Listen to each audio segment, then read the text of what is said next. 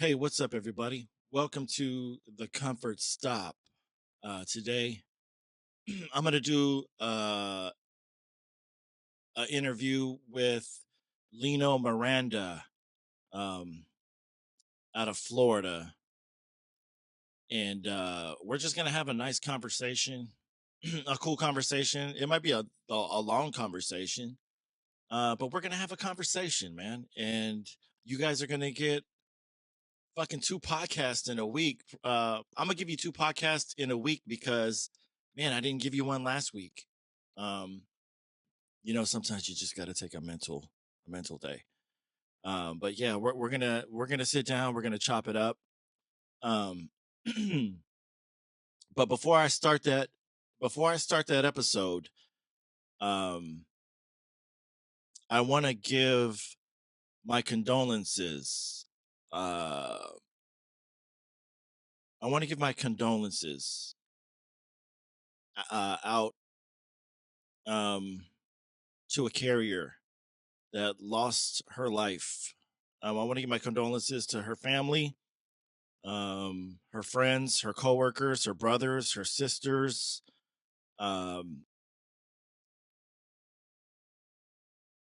there was an accident yesterday where she was rear-ended on her moped, uh, and she was killed in the accident. And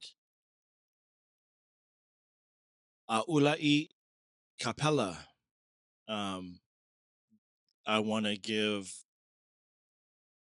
I want to send my love to everybody out there in Hawaii on the islands, to our brother, our sister, um, all the brothers and sisters that are going to be going through their grieving. I heard she was a, I heard she was a really sweet lady, Howard Comeen. Uh, we were having a conversation yesterday, and he mentioned it to me, um, what had happened, and man, I wanted to um I wanted to put it on the podcast. And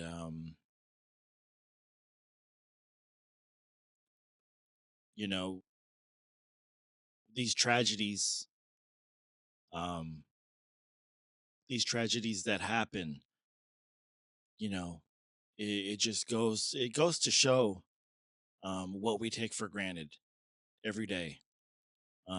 We're not promised tomorrow. We're not promised a whole day. We're not promised a half a day. And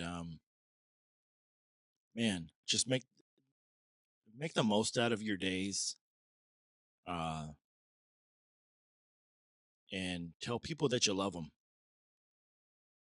every day. I'm guilty of that because I don't. Um, but I need to do better. Um, I need to do better. I think we all need to do better. Um, so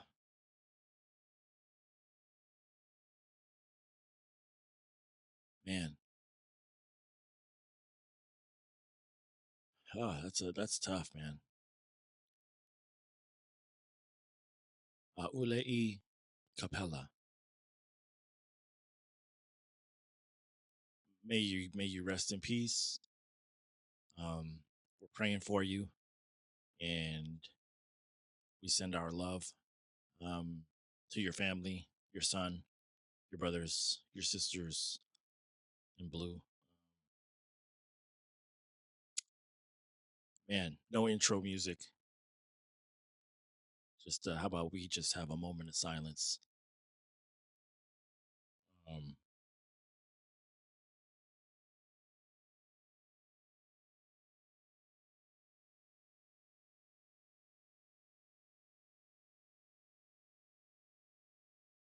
Rest in peace. Hey, what's up? What's up? What's up, everybody? Welcome to the Comfort Stop. I got a guest on today, and he's representing Florida. He's making a lot of noise. Man, he's making a lot of noise. Um, man, shining on a lot of light. And man, he's just exposing all the wrongdoings that's going on in the USPS, in the NALC. And man, he wanted to come on the comfort stop and just chop it up. So Lino, man, What's up? What's up? comfort stop, dude. Hey man, happy to be here, bro. Thanks for having me. Man, dude, man. So Lino, man, I know you're out of Florida. I'm not sure what part of Florida are you out of? Miami, Florida branch 1071. Fuck, man, how is it out there, Miami? Miami has changed a lot from when I was younger, but such is life, man. It goes through its change and its thing, and it's uh it's Miami. That's all I can say about it, bro. Dude, so how long have you been in Miami? Like you said, since you've grown up, it's changed. Have you been born and raised, or Born and raised in the county of Dade. what the fuck, dude? Yeah, man. You just stayed there. Yeah, pretty much where when they took me from the hospital, I stayed there like my whole life. I left a couple of times, but always ended up coming back, man. Miami's home, Hialeah, Florida to be exact. Dude, so About you're born and raised, dude. That's crazy. born and raised, County That's of Dade. fucking nuts, dude. So your parents, obviously, man, so you're Cuban, right? I am. You're Yeah, Cuban. man. Okay, so you're Cuban. Like, give me the story. There has to be a story. Because man, Yeah. I listened to Joey Diaz and he's Cuban. Man, and his story's fucking insane too. So man, I'm down to Well, let's jump in. all right. Well, I come from a blue collar working class family in Miami. My father came to this country in 1980. My mother was here in the late 60s. And like a lot of families, I was primarily raised by my grandparents. My parents were always working. And yeah, man, at a young age, I got exposed to the union stuff because my father was working for a company called US Precast, and he was able to get a union on board there. Unfortunately, there wasn't a whole lot of unity amongst the members, kind of similar to what's going on right now with the NALC. And it kind of fell apart, and he ended up losing that job. And shortly after that, he started driving his own rig for Rinker. It's a similar company to US Precast. And shortly after that, he made it to the Postal Service. So it was So through him that I, he was at the Mhm. post office. He was, yeah, for about 15, 20 years, something like that. Yeah.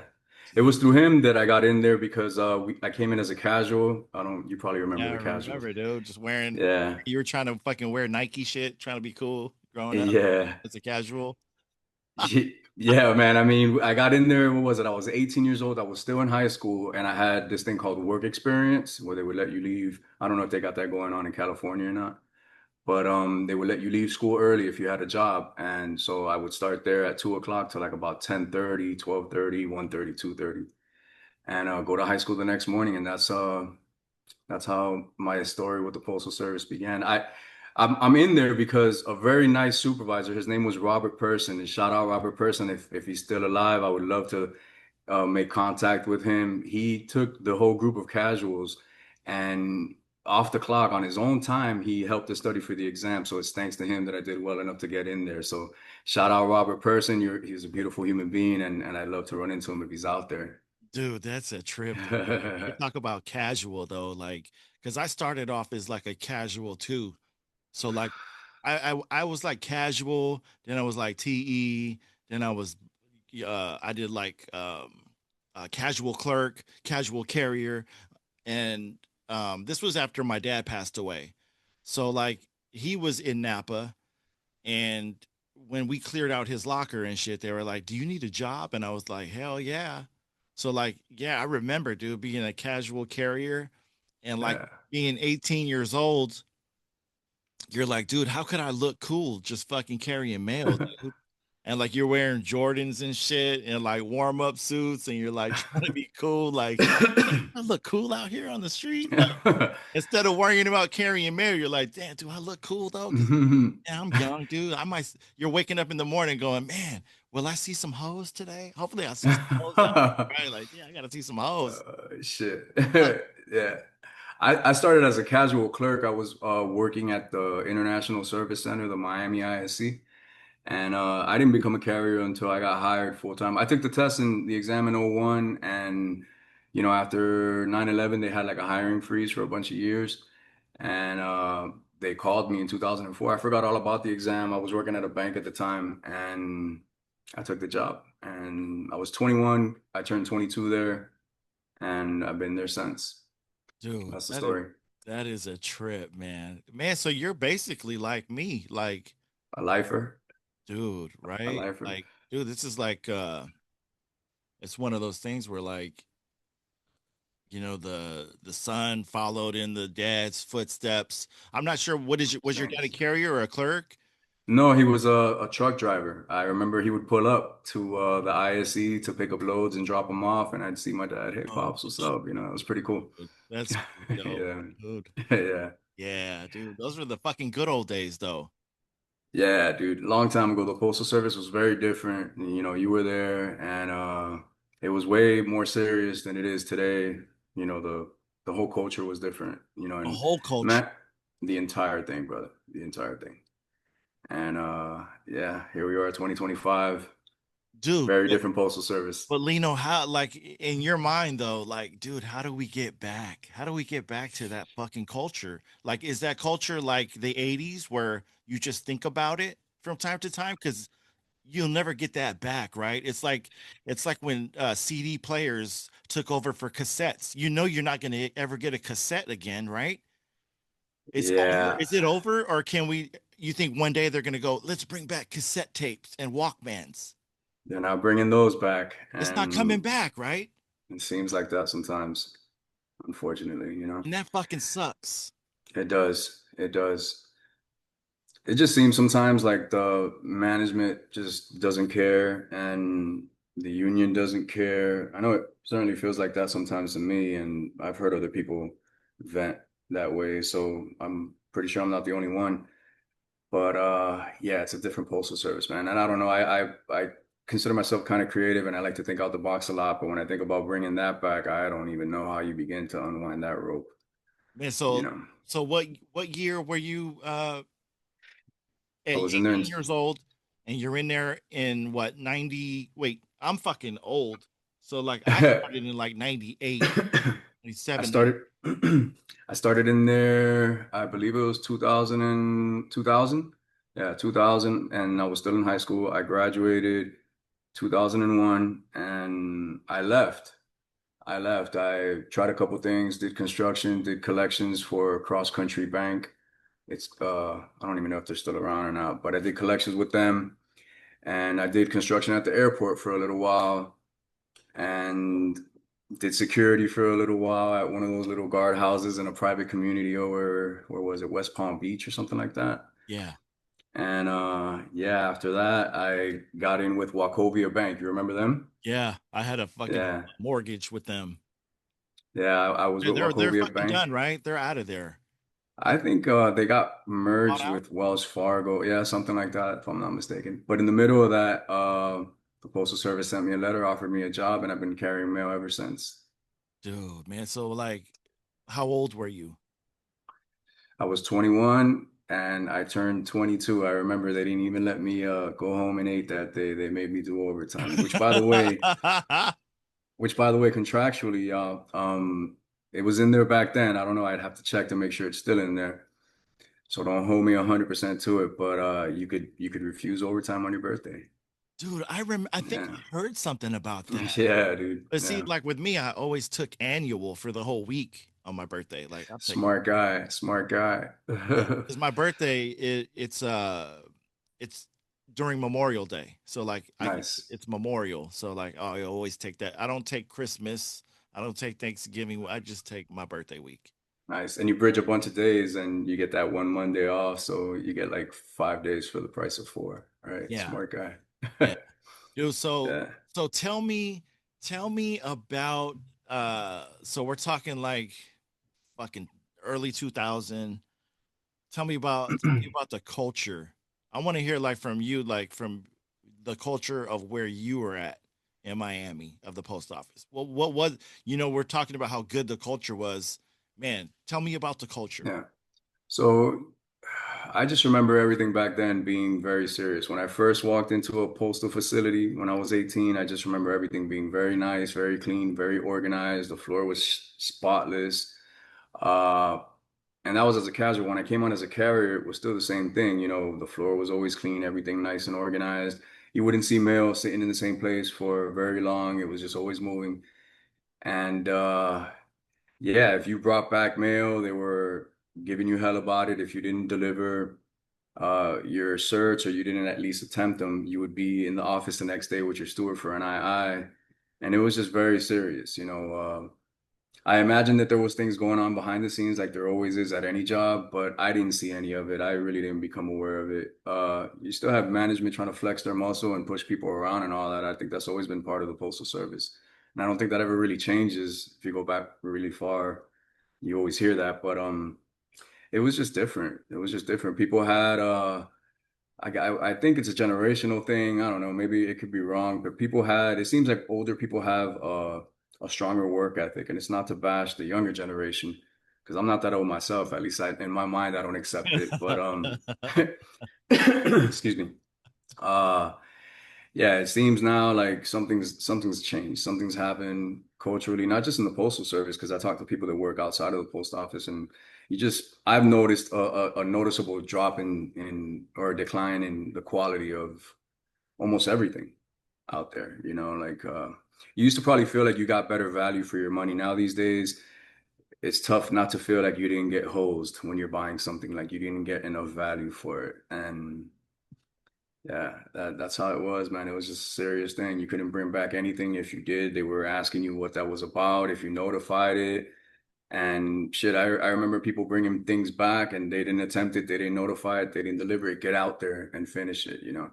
And man, when I first started, I worked a lot of hours, Yes. not too different.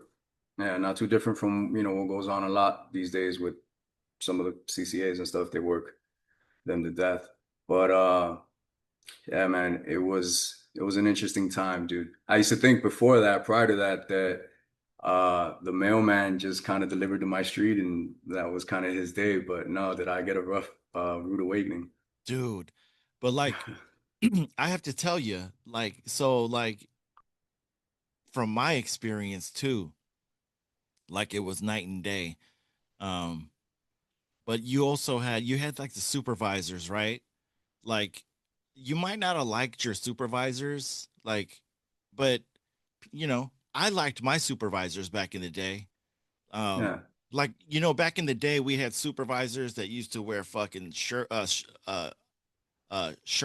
with ties, with slacks, with shiny shoes, and dress shoes. For those that don't know what shiny shoes are, like dress shoes. right, I call them shiny shoes because they were always clean. You know what I mean? But you had supervisors that actually carried fucking mail. Like right. they were fucking seasoned mail carriers that went You knew into what it was like. 204B or supervising or a manager. And usually like the postmaster was the one. Dude, we had a postmaster, his name was Charlie Harper, and he was what do you call it? Installed by like a president. He was one of the last ones. I forget what president it was, but the chain the chain we had was like seasoned carriers, right? And they knew how to carry mail, right? And then I remember like when they saw you doing something wrong, they would kind of correct you, whether you were Yeah, casing, you're like, hey, you're do it this way, or empty your letters out on the ledge this way, and then just they would give you tips. Where like the new supervisors these days, they've never carried fucking mail, or if they did carry mail, they carried it for a cup of weak. coffee, and they can't give you advice. They can't show you Right, how to do some shit better. They right. they don't even drive relays out to you. Like I remember back in the day, we had a supervisor. His name was Casey Cates, and dude, like he would tell you like, okay, you got your route. and you got your relay, and the motherfuckers used to drive your relays out to you. Like, I'm gonna find you later on. He'd give you a soda. Yes. Are you thirsty? All right, grab a Yes. soda. Here's your relay. It's this part. Just knock it out, Yes. dude. Thank you so much. You're my ace in the hole today, and they appreciated you. Like in my experience, like I felt like they appreciated us. Like they knew Yeah. you, and they knew how to carry. They fuck it. It was so different. Yeah, it was. I remember those days too, man. Shout out to my supervisor, Sonetta Guyton. I don't know if she's still in the postal service or not, but she was a good supervisor. She would bring out our mail. Junior Archer was another one. Good, good management team, you It know? was good management. Yeah. And And they it were, seems hey, like, Lino, they were still fucking up the contract, but like yeah, that never they were stops. good managers. Yes, yes. And I don't know. I imagine that there's been like a huge crackdown on them even and a huge squeeze on them. And they all want to make their numbers and they all want to make their bonuses. And instead of actually getting the work out now and doing it that way, they try to get creative with it. And there's a lot of falsification going on, a lot of clock ring editing going on to make those performance metrics. I know for sure, at least as far as it goes with Flagler, uh, there's a whole lot of falsification going on. You know, you've probably heard a time or two. I talk about it online. I made a documentary about it, but that wasn't the postal service that I began in. Everything was getting out, and there was never any mail brought back. There was never anything that didn't go out. Everything was delivered. It was really every piece every day. Yeah, And yeah, people used to remember when they had the wooden cases next to the routes and stuff. Like yeah. you would rarely see that thing full. And we got serious mail back then, man. This Oh, was we in the had peak of lobster cages full of fucking mail. yes, yes.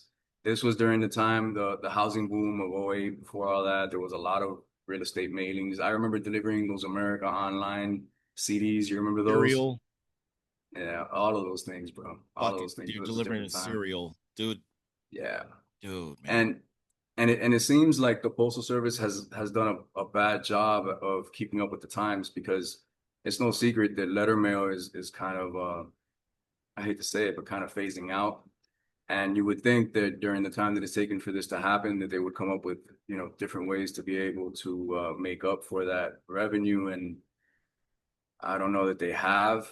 And it's not like our service numbers as a customer now, right? It's not like that's really giving the American public much to want to use the postal service for it. There's plenty of people online talking about they get packages scanned, and they don't arrive for days later. They get scanned delivered even though they don't arrive for days later. So people start losing confidence in the mail, you know, and that's not good for the brand either.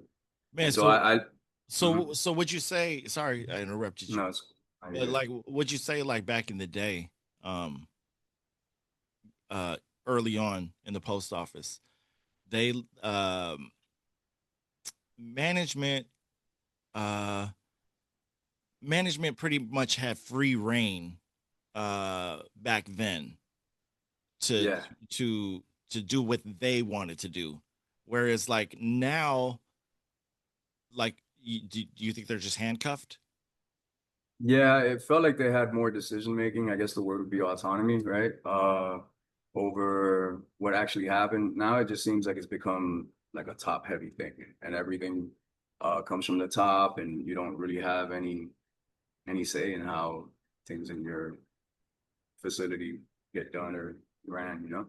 Yeah, At least from my perspective, I don't know what goes on in their world, but it just seems like everything is I got to talk to someone else or oh I got to see, and I think that's because they got to consult with someone else. They don't have the decision making ability right there on the spot. You know, they're just fucking meatheads now. that's a good way to put it. It's a good Yeah, way to put they're it. just fucking meatheads, dude. They just walk around, tell you your DPS total and fucking what relay, what you're dropping. That's it, and then they This is leave. what you're gonna do, and that's it. There's nothing else There's nothing. about it. Yeah, Yeah, there's nothing else. like I'm hoping when the robots come in, they just take management's role and just roll up like City 77. This is your projection. Here is your DPS. How much Yeah. time will you need? Thank you. Goodbye. And then just to the next case. Yeah. Yeah, those will be the first jobs when that actually happens. I think those will be the ones that will be affected the most. I think I could probably make a program that would do a lot of what they do, and you could probably set something up where the same report that they read to you, Deutsch or whatever, uh, I could just send you a link to your phone or a link to your scanner and tell you your mail count. There's no need for a supervisor Dude, to go right, around, shit like right. that. In Yeah, like in this scanner, bro. Like we should have fucking that data that data. in the Yeah, scanner. Yeah, right. we should have that data. Yeah, bunch of Yeah, common sense stuff, right? Just yeah. it's not Like even that hard to come up with. You could not just, at all. And then you yeah, would just, man, just look at it and fucking put it. Dude, the 96s should be on the scanner where they you fill out should. the 96 on the fucking scanner. If you're listening, motherfuckers, listen to us. We're telling you right now, like, put everything on the scanner. We write with that little fucking pen on there, chicken shit, scribble scrabble. Like we could do the same thing if they just put a 96. So we don't have to leave the case and walk around and go find a supervisor to. We don't need all that. We don't even need supervisors. Just let us Yeah, supervise us. Like that's yeah, that's how it always worked back in the day. Like the yeah, carriers divvied out shit when it was like 20 sick calls. yeah, And they just sat yeah, back and were like, thank you guys. Thank you. yeah. The way I look at it, I'm the manager of my route.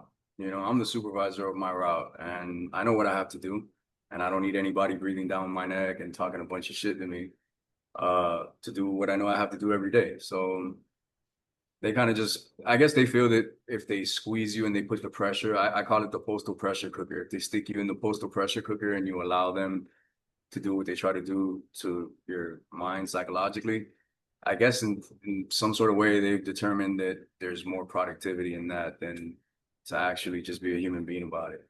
I'm not speaking about every postal supervisor, obviously, or every postal manager, but I would love to sit in on one of the trainings and hear what the fuck they say, Yeah, same. that makes these people end up being dickheads, Yeah, because like I always say, like you get more bees with honey, right? You do with right? anything, Yeah, like I do. Like I'm on the 8 hour. I got a medical 8 hour, 40 hours a week.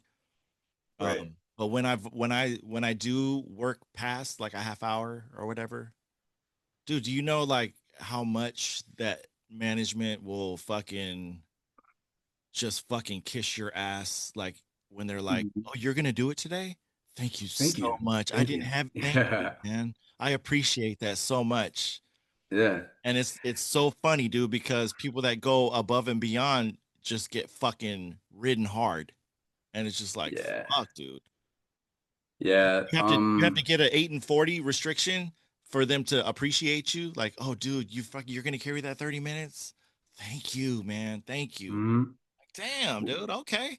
Yeah. What what these people don't realize is that people will allow themselves to be bullied, you know, a bit and not say anything, but they'll carry like a deep resentment inside and they'll be sabotaging you in ways that you don't even see coming, That you Vietnam, know? Vietnam, Yeah. fucking mind trick, Vietnam and shit. Yeah, dude. So Oh, it's Mao, like, Mao. why would you want to have a rapport with somebody that way? Why would you want to have a working relationship with somebody where they view you as some sort of brown shirt jackboot? Like that doesn't work. You don't get the best out of people that way. And even outside of whatever extra discretion or productivity you could get out of somebody from being polite to them and being a human being to them, it's just against every policy in the book to act that way. So what the fuck are y'all doing? I'm not for it. I'm not gonna stand for that shit. You're gonna have a hard time with me if you're gonna come at me with that stuff. I give people what they give me. So if you give me love and respect, I'm gonna give you love and respect. But if you give me disrespect and disregard, if it's fuck me, then it's fuck you, you That's know? the way to put it. Yep. Uh, It's fuck me, yeah, it's fuck you. that's right. That's Yeah. right, man. Because what Man, am I gonna do? I'm gonna be nice to somebody that's not nice to me. I'm gonna be nice to somebody that's a jerk to me. Like, no, that doesn't work. yeah, And that only, it's almost like a pimp to one of his hoes. You know what I mean? Like right. they get him, hey, you need to get your nails done. All right, you get your toes. Yeah, you got to get your hair done. Yeah, I'm gonna take care of you. What do you want to eat? Like, Right. man, I think hoes get treated better than fucking postal management treats these us like bitches, right? We get treated like Hey, bitches. Like, motherfucker, yeah, you gonna carry that shit? No, you're gonna stay do what out. I said. Yes. You're gonna do what I said. What? I'm gonna do what? Yeah. I get that we're supposed to follow instructions, and I'm not telling anybody out there to not follow instructions. You know, they say that you're supposed to follow instructions and grieve it later. But one thing is an instruction, and something else is I just don't give a fuck, and you're gonna do what I say, and that's the end of it, which is not cool, you know? Yeah. And they try that a lot. They try to have you psychologically beat, you know, like dark energy stuff. Yeah. And you know what? Yeah. I gotta let me just pop in here and say, man, if you're just sped ahead, man, this is Lino from Florida. And man, we're chopping it up right now. We're not speaking on behalf of nobody. Uh the Postal Service, the NALC, we're just postal employees. Man, just fucking we're just fucking kicking game. I don't we're just fucking kicking game. Like what could be better? How it could be better? Our life experience here. Um Right. and we're gonna dive. Man, who knows how long we're gonna be talking? I don't even know. But we're just gonna fucking we're having a conversation. So Two buddies kicking two it. buddies, two buddies. My boy Lino. Yeah, so Yeah, man. my brother. So let me ask you this. So you're in the post office, early 2000s. And how long were you at the post office before you were like, let me dip my toes into the steward side of things? Yeah. When were you like, yeah, let me get in here? Did something happen to Uh you? yeah, you know, at first when I started there, I was just doing my job to the best of my ability, and then you learn real quick that people that do their job, they try to get them to do more and more and more and more, and there's no limit to how much they'll try to squeeze you for. Mm-hmm. And sometimes that relationship gets a little abusive, so I started paying attention to started opening up the manuals and opening up the ELM and opening up the national agreement. And at first, that stuff reads like Chinese to, you know, the average person. And it seems like there's a whole bunch of legalese in there and it's confusing. So I became shop steward, I think, for the first time. I was 26. So 5 years after I began. And I was there for 3 years. I lost re-election by one vote. And after that, I just started delivering my route, you know, minding my own business, not getting involved unless somebody came and asked me something.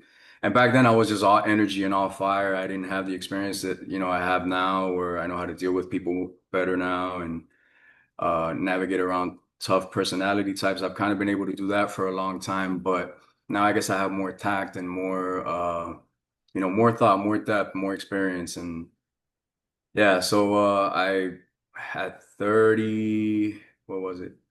38 or so. My feet started hurting me. I had a park and loop route. It was a pretty big route. And I started eating the side of my shoes like Oh disproportionately to yeah. the rest of it. Started Yeah. getting feet, you know, pain on my feet and stuff. So I had a buddy at Flagler Post Office and he told me, hey, come over here. There's a bunch of building routes here. You have enough time, you know, to get one of these routes. So I bid over there, and when I got there, a couple people had heard that I'd been steward before, and they were like, "Hey, be steward," and I ran and won.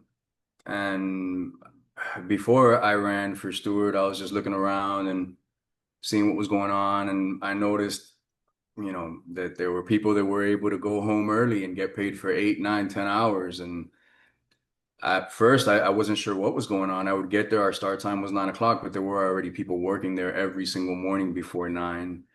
And when I became steward, I looked at those clock rings and I saw a bunch of editing and a bunch of funny stuff. And even to this day, there's people that are able to go home at 11:30, 12 o'clock in the morning, 1 o'clock. They come in at 7, 7:30. They case up everything really fast. I'm not saying that they're throwing away the mail. I would never throw a letter carrier under the bus, but I know that there's a lot of mail getting thrown away. Good deliverable mail. If you've seen my documentary, you probably see that there's some in the waste that shouldn't be. And yeah, of course, if you're only delivering first class mail and you're not delivering any of the circulars or any of the third class stuff, you're gonna finish your route fast. So what I think is going on is some sort of quid pro quo where hey, you're coming in early. I'm letting you work off the clock. I'm letting you go home early. I'm paying you for 8, 9, 10 hours, depending on what it is you did. And in exchange, I get two routes done for the price of one. That's probably where management benefits in that. And so it creates a weird dynamic because you get a lot of other employees that notice that and they don't get those same privileges. They're not able to go home early. I mean, if you leave at 12 o'clock, you probably go work another job when you get out of there, right? And at a very minimum, you could spend more time with your family. You could spend some time on projects and other things that you might be curious about. And people were like, hey, do something about this, do something about this. So if everybody can't do it, nobody should be able to do it. And that was the line that I was going to toe. And the first grievance I filed there at Flagler was the falsification of clock rings. And that became a huge deal. They weren't happy that I was doing it. As you know, I was very popular with the carriers that weren't allowed to do this stuff. But as you could imagine, I wasn't very popular with the carriers that were standing to lose that fringe benefit that they had. And so, after that, I started working on delay of mail because I started noticing a lot of mail just sitting around and sitting around late too, like sitting around after our end tours on average, right? Because people over there get out at 7:30, 8 o'clock, and I would get pictures sent to me of, hey, it's 9 o'clock, look at this mail, it's not going out, and a bunch of parcels and all that. So I started trying to figure out a way to work that. And it wasn't very clear because when you talk to the union, either they don't know, which is a problem, or they don't want to tell you, which is still a problem. So no matter how you slice it, it's an issue.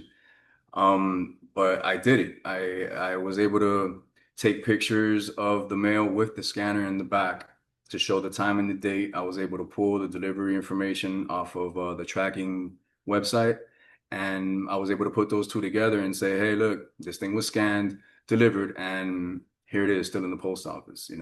It's in the documentary, bunch of pictures how to do it and all that. And I used section 111.2 of the M39 via Article 19 uh, to get that addressed because in order for management to delay mail, they have to report it to the DCV, and any mail that doesn't get delivered, you're supposed to get the what is it, 1571 on 15 there. And right. And so they weren't doing any of those things. So the mail wasn't getting properly documented as it being delayed. So on paper, it looks like it never happened. It looks like management's just doing a great job. These guys are magicians. They wave their wand and you're able to get all the mail out with less hours. And so I knew that I was going to have an issue with that because it just wasn't going to ever, the math was never going to math. Management was never going to be able to explain an explosion of hours that now all of a sudden you have to use to get the same amount of work done that you were able to get before with less. So I kind of knew that I was signing up for something that was going to be a problem. And yeah, so they agreed to a cease and desist on that, the same way they agreed to a cease and desist on the falsification. But none of it ever stopped. In fact, it's still going on today, even after my documentary, even after all of my online antics and things, it's still going on. let me So, jump in here real quick, Lino. sorry. Before you get too far ahead, I got some questions regarding like the carriers with the falsification, the time falsifications. hmm So like, you have like carriers that were leaving at like 12 o'clock, right? So were they using uh in your office? Are they able to use like the 701? Or was management just saying go ahead and go home and I'll pay you for 8? Like, like the 701 rule. It was Yeah, where you get is paid that for eight used? hours. Like, No, or were they no, just because doing like you're my buddy, you help me out, so I'm gonna help you out? yeah, it's like that. Yeah. Yeah, it's Okay. like So that. that happens where I'm at. Like I know Okay. that's a thing. Um, Yeah, the blowback that you get, and I like how you're like, I would be one of those carriers where it's like, well, shit, if he could do it, I should be able to do that shit. right. Like, it's got to be all for one and one for all. That's right. Like you can't If we just all pick can't, like one motherfucker. Like, yeah, dude, yeah, go ahead and fucking uh put your route up, carry your and put that route up and pull it down for me. And then when you get done, I'll just punch you out, dude. Fucking, you're good for the rest. Like, I want that. yeah, That's a privilege. everyone would want that perk. I want that fucking privilege, dude. And then when I call Everyone. it out, you're a fucking asshole. Why don't you fucking mind your business, dude? This is my fucking business, right? That's right. That's right. Who's in the wrong here? How could you ever try to frame this as I'm the jerk when Who's I in the can't do wrong? what you're doing? Exactly. So who's the jerk really? Is it me or is it y'all? You guys got it confused. And so these people are gaslighting all the time. Yes. That's what they're very good at. They're Let's very talk good at about that. that. Let's talk about that motherfucking gaslighting, dude. Fucking talk about it. Gaslighting. Like Yeah, they talk about fucking the union, like, oh, we're so de fucking invited. Like that's because you have carriers saying, "Oh, that fucking the union's a fucking asshole, dude, because now I can't fucking go home early because of him." Like, no, right, motherfucker, you was doing it all wrong. I'm just making it right. right. But you're the bad. Yeah. Hey, I'm the bad guy. I'm the fucking Hmm. bad guy. Razor Ramon. Yes, you're the fucking bad guy. Like, nah, dude, we're all the same. Like, we're brothers and sisters. That's right. You Why don't should see a why should you get a problem. fucking toy and I can't get a toy? That's right. That's right. That's So that's the like way I. I Mhm. love I love how that man you were like, you know what? Like you were willing, hey, you're gonna take the arrows and you know what? Yeah, like yeah, I could fucking look the other way. Like, I don't like we say, well, I don't give a fuck what this guy does, or I don't care what I just worry about me. Like that's the excuse that carriers do. They're like, Right. why don't you just I don't worry about anybody else. I just worry about me. Like Yeah. that only flies for so long when you're like, damn, his fucking personal car is gone already, dude. And it's only like 2 o'clock Yeah. If every if day. enough people And you're like, every day, and then you're like, oh, you ask the supervisor, and they're like, oh, he takes annual. Motherfucker, if I took annual a couple of hours every day, I would have no fucking annual for vacation. you must have a lot of annual. And they don't. Like they're earner burners. Like they ain't got Yeah. that. They're not fuck. Yeah. They ain't got that. No, man. So like If you lose. Mhm. It's a lose lose situation that you're in Yeah. as a steward. Yes. Yes. You Yeah. can't please. You're not gonna please both sides. Yeah, but that's the thing. See, I don't care about pleasing anybody. I just care about doing the right thing. So Yes. if you got a problem with me doing the right thing, you're gonna have to argue against it, and you're not gonna look very good doing that. You're gonna have to argue for the wrong side and argue for the bullshit to continue. And so it is a strategy that some people use to just mind their own business and, just get their paycheck and go home. But if enough people do that for long enough, we just totally turn into something else. We turn into shit. If you're around wrongdoing all the time and you're not trying to stop it and you're not trying to do the right thing and change that, then you're gonna just it's gonna turn into chaos, you know. And that's what So they want. that's what I have no other thing that I could think of that they would want, right? They Yeah, would have done that's what something they want. different. If you always do what you've always done, then you'll always get what you always got. So yeah. So, but yeah, that's I feel the same way, dude. Like, that's a dilemma that me in my office, you in your office, uh, that's dude. If I just showed you a mirror, if I put a mirror up, that's what it is. Yeah, both sides, and it's going on everywhere. Yes. It's A going lot of on people everywhere. a lot of people have reached out to me and said, oh, you're the guy with the documentary, we delay mail here all the time. They falsify clock rings here all the time. Yeah, And I've had people argue that management could delay mail. And I would say maybe that in the event of an emergency, some unforeseen thing that they just can't get the mail out, sure, maybe, right? But then it would say that somewhere in the M39. It would say that somewhere in the Elm. I think it's section 667.17 that says that quotes U.S. Code 1701, and 1701 makes it a crime to delay mail. It would say unless management delays it. It would say something. So it doesn't say it. So it just says Postal Service employees. And guess what? Management is also a Postal Service employee. So from my point of view and my perspective, we have to do something about that because those are hours that our brothers and sisters aren't able to work. And, if you look around, things have gotten really expensive. Postal employees could work those hours and get the mail out, and they prefer not to. They prefer not to. They don't care that the customer gets affected. They don't care that the customer gets to go online and see that the package appears as if it was delivered, but it wasn't. And they're I think paying for that's a those services. right. They're It's a losing paying. strategy. It's Wait, bad hey, business practice. Lino, do we still pay for like delivery confirmation? You remember back in the day, we used to have to pay for that? Like, do you want Yeah, delivery confirmation? I yeah. think it's Now just, it's standard, it's pretty fucking much. standard.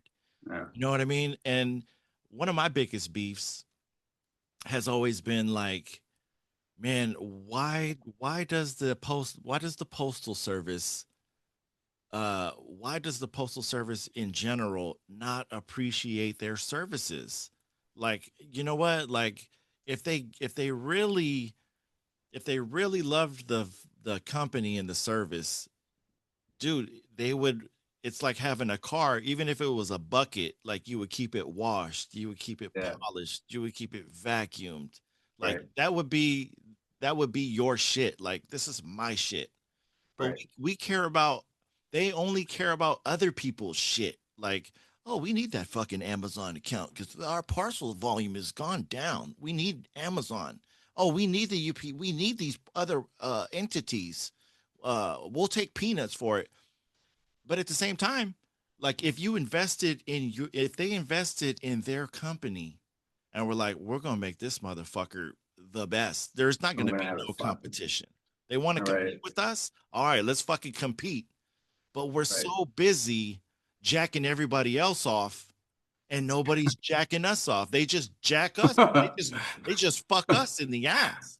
The employees, you know, you're getting fucked in the ass while these, and we're gonna jack off all these other companies. And you're gonna like it. Yeah, yeah, You're gonna yeah. like it. Amazon. Oh Yeah. yeah, yeah, yeah, yeah, yeah. Oh Yeah. UPS.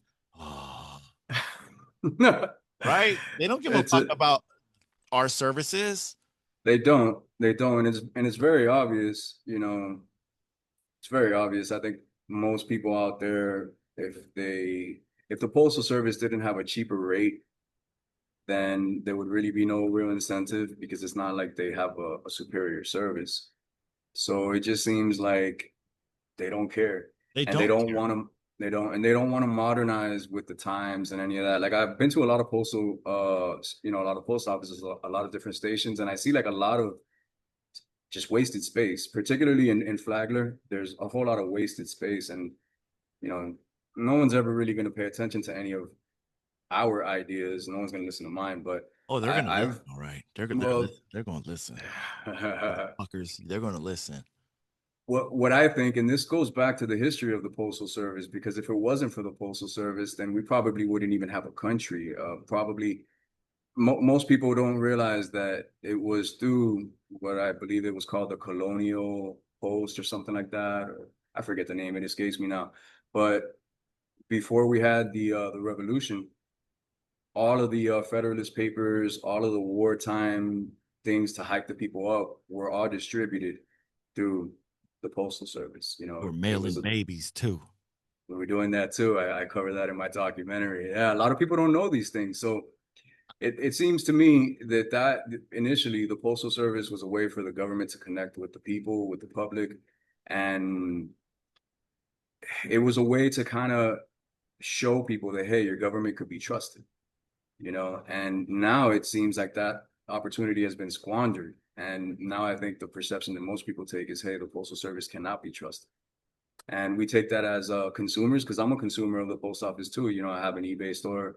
I send stuff out, and every time I put something out there, I get worried. I'm like, shit, is this shit gonna get scanned delivered, and the guy's not gonna fucking receive it, and then he's gonna be contacting eBay about it, and I'm gonna have to pay somebody some money for something that I did ship out. You know, so it affects me on both sides. It affects me as a consumer of postal services, and it affects me as an employee, Yeah, where I because you have to don't see all even this know. kind of shit Hey, happen. you don't even know if that motherfucker got scanned in. When you know, like Right. when the customers like they say, "Oh, Mr. Mailman, can you take this for me?" And then they stand there by the truck.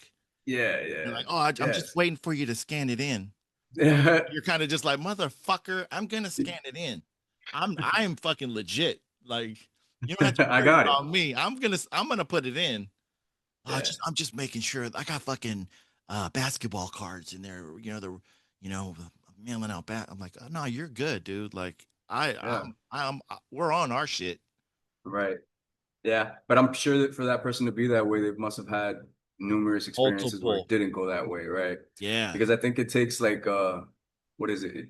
Customers, it's the psychology of the shopper or of the customer where if you have one bad experience, I think you need to have like eight positive ones for you to push the other one outside of your mind. And I just don't think that you get very many consecutive positive experiences with the postal service in 2025. You probably maybe get two, three, four. But if you have that one bad one, the numbers just don't math. People never get over the bad service that they got, you know.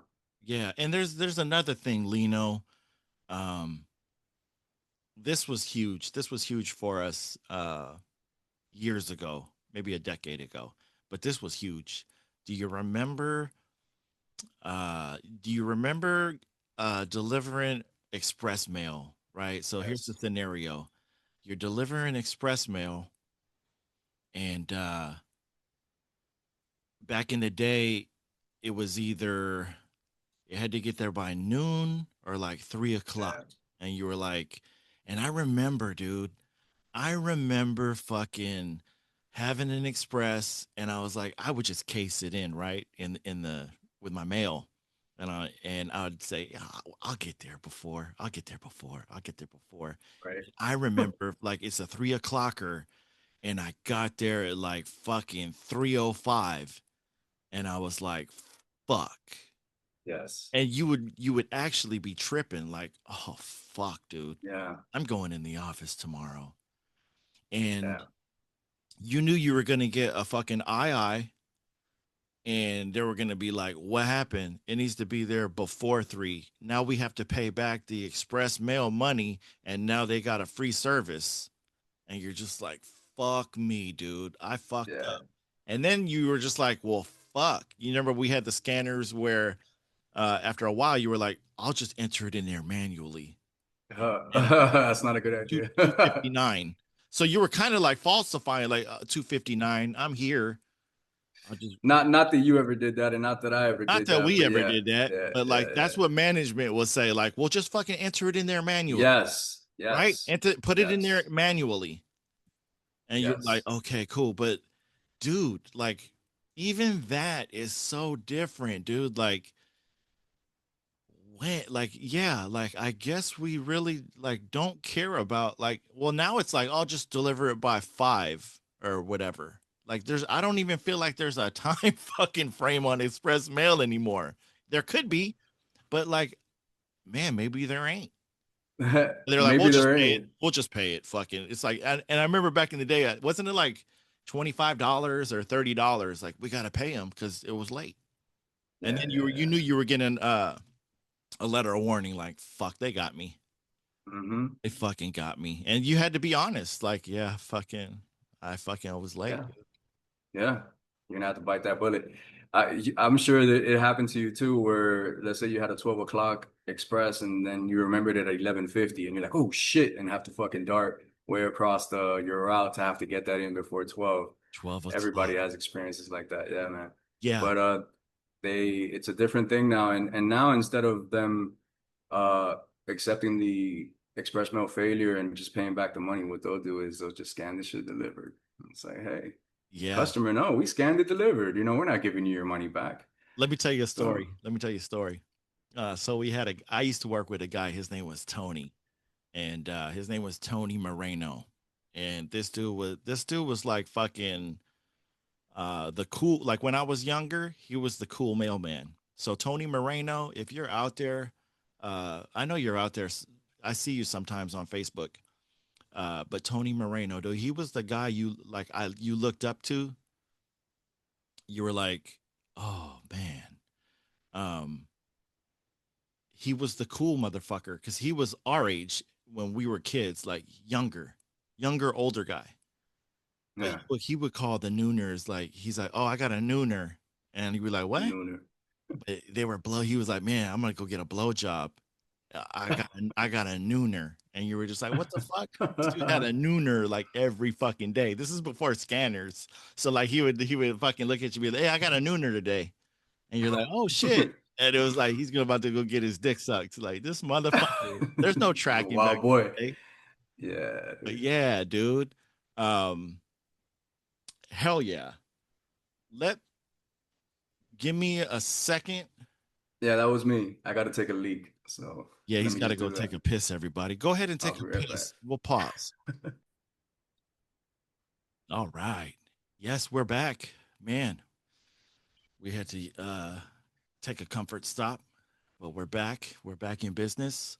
And man, I was just talking, I was telling Lino about Tony Moreno, how he always had nooners getting that dick sucked out there while delivering the mail.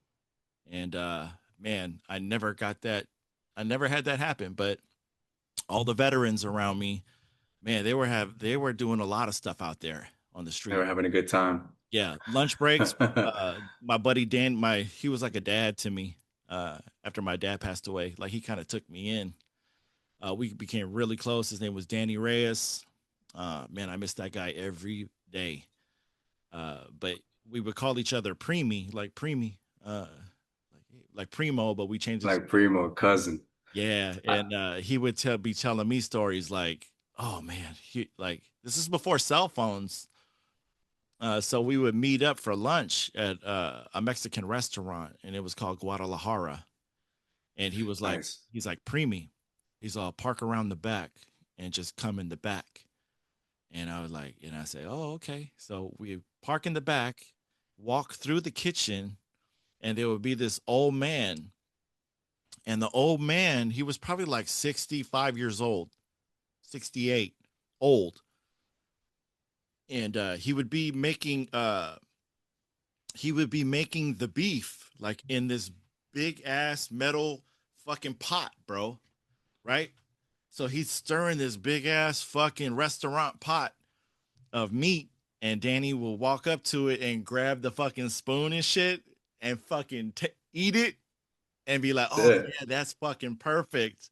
And He had a good relationship with these people, man. That's yeah, what's up. the old man would call him calabaza, hey calabaza, and he would grab a beer, dude. He would grab a beer and then fucking have a soak, and we would eat have a couple tacos, and he'd be telling me how his day's going, and he's like, "Oh yeah, on my lunch break, fucking, this chick came over and fucking boom, boom, boom in the car and fucking fuck, blah, blah, blah, blah, blah," and you're just like, what the fuck? And that fucking made the job so exciting, dude, because you're just like, dude, I hope that fucking happens to me. Like, fuck, you're like, I hope I get some bitches out here. Yeah, dude, that was really a thing, man. It was a thing. Like, dude, I hope I get some bitches out here. Fuck. Like dude, they were doing things out there. Like, no Yeah. way. Yeah. Yeah, Yeah, dude. there was some of that. There was some of that for sure. It Yeah. was a simpler time, man. That was before cell phones and fucking scanners with No social GPSs. media. Right. Yeah, it was No ring cameras. no. None of that shit. No. Yeah, no scanners. Yeah, not like that. It was a Those, beautiful thing, dude. It was a yeah. beautiful time to be a fucking letter carrier. Yeah, it was. It was cool. It Um, was cool for sure. but man, I got you all off track. We were talking about express mail, You're good, brother. and man, I want to ask you right now, like within the last 4 years, uh, how am I gonna put this? Like within the last 4 years, uh, there's different groups within the NALC, right? So like I want to say like you have like social groups, or you have groups that want to fight different fights under like the NALC umbrella. Like, have you been seeing that with like within the last 4 years? Uh, different Yeah. different groups, Yeah. right? Right. Like, almost like fucking activist groups. Man, Yeah. I wanted to get your take on that. Like we have so many problems. We have so many problems, like the problems that we're talking about inside the office. Like, you know, um, got a lot of shit going on. Yeah, man. Uh, There's but do we need to have like all this uh extracurricular fucking fights like fuck like oh sexuality. We need to fight for sexuality on the at the post office. Like, dude, what are we doing? Yeah, it It, seems like there's, sorry, go ahead. it got crazy, right? Like, oh, we want transparency on this, or um, everybody. I don't know, dude. It just got weird. It's kind of weird, Yeah, and that didn't exist back in the day, right? it didn't. None of these topics were really a thing back then. And I think that, I think that if we really go down that route, that what we're going to do is just subdivide ourselves into just individuals, the individuals that we all are. And if I start trying to say, oh, if you don't support me and this over here, then you're not part of this union shit. You're not really about workers, and that's kind of a way to exclude people. It's definitely not the way to include anyone, right? Because X. I'll, I guess the thing that I could point to is I believe that we should all have equal rights under the law, right? And I believe that there should be same-sex couples that get a marriage license or certificate from the state. And we're all already equal under the law in theory, right? Yep. So I support that, but do I have to support everything else aside from that? Do I have to fall, you know, in lockstep with you down that path? Or can I just say, hey, I believe in equal rights for everybody, including everybody in the LGB, uh, but do I have to do all the other stuff? Do I have to be okay with children hearing about things at a earlier age than I think it's appropriate, right? Because everybody's always curious about sex, and I think that that's just something that everybody as a young kid, you discover it on your own. And I don't really think that it's anyone's business but that child and maybe his curiosity and how he expresses it to his family. And that's between that child's family and the child. But now you have the state involving itself, and you have these different agendas. And I'm all for equality. I'm all for that stuff. Me not thinking that, a young person should have these kind of things brought to their attention at a younger age and they're curious about it doesn't mean that I'm not for equality under the law, right? It just means that I don't think you should have children exposed to that kind of stuff. Because if you just look at society and the way things are, and this is gonna probably sound a little junky. I hope I'm able to deliver it right, but you're gonna get more of it, So if we're gonna go down that path, then we're going to get more of that. The same way that when I was in school, and maybe you remember this too, we had human growth and development, and they kind of explained to you, the changes that your body was going to go under and some of the things you could expect. And after all that, what I think we've seen is an explosion in single mothers, and that's not good for society.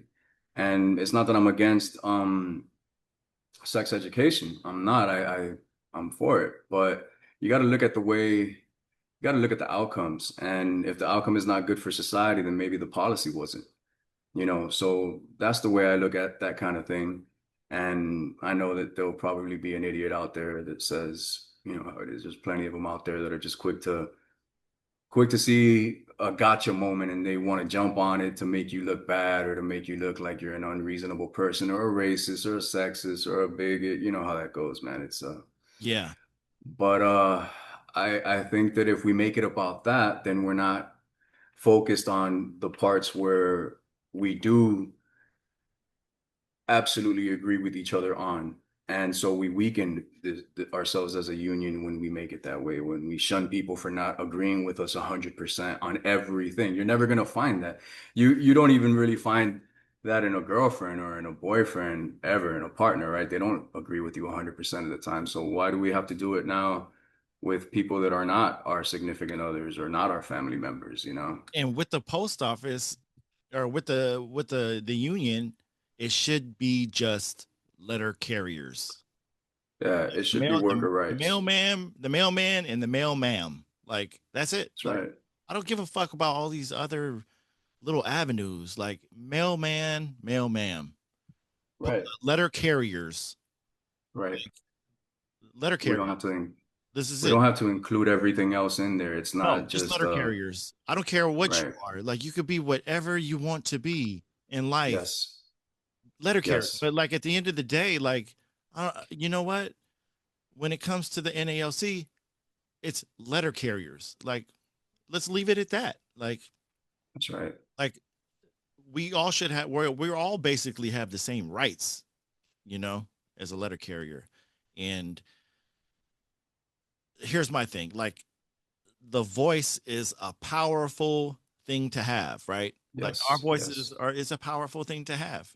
And when you get to the feedback part, you're gonna get the negative shit and you're gonna get the positive shit. And Right.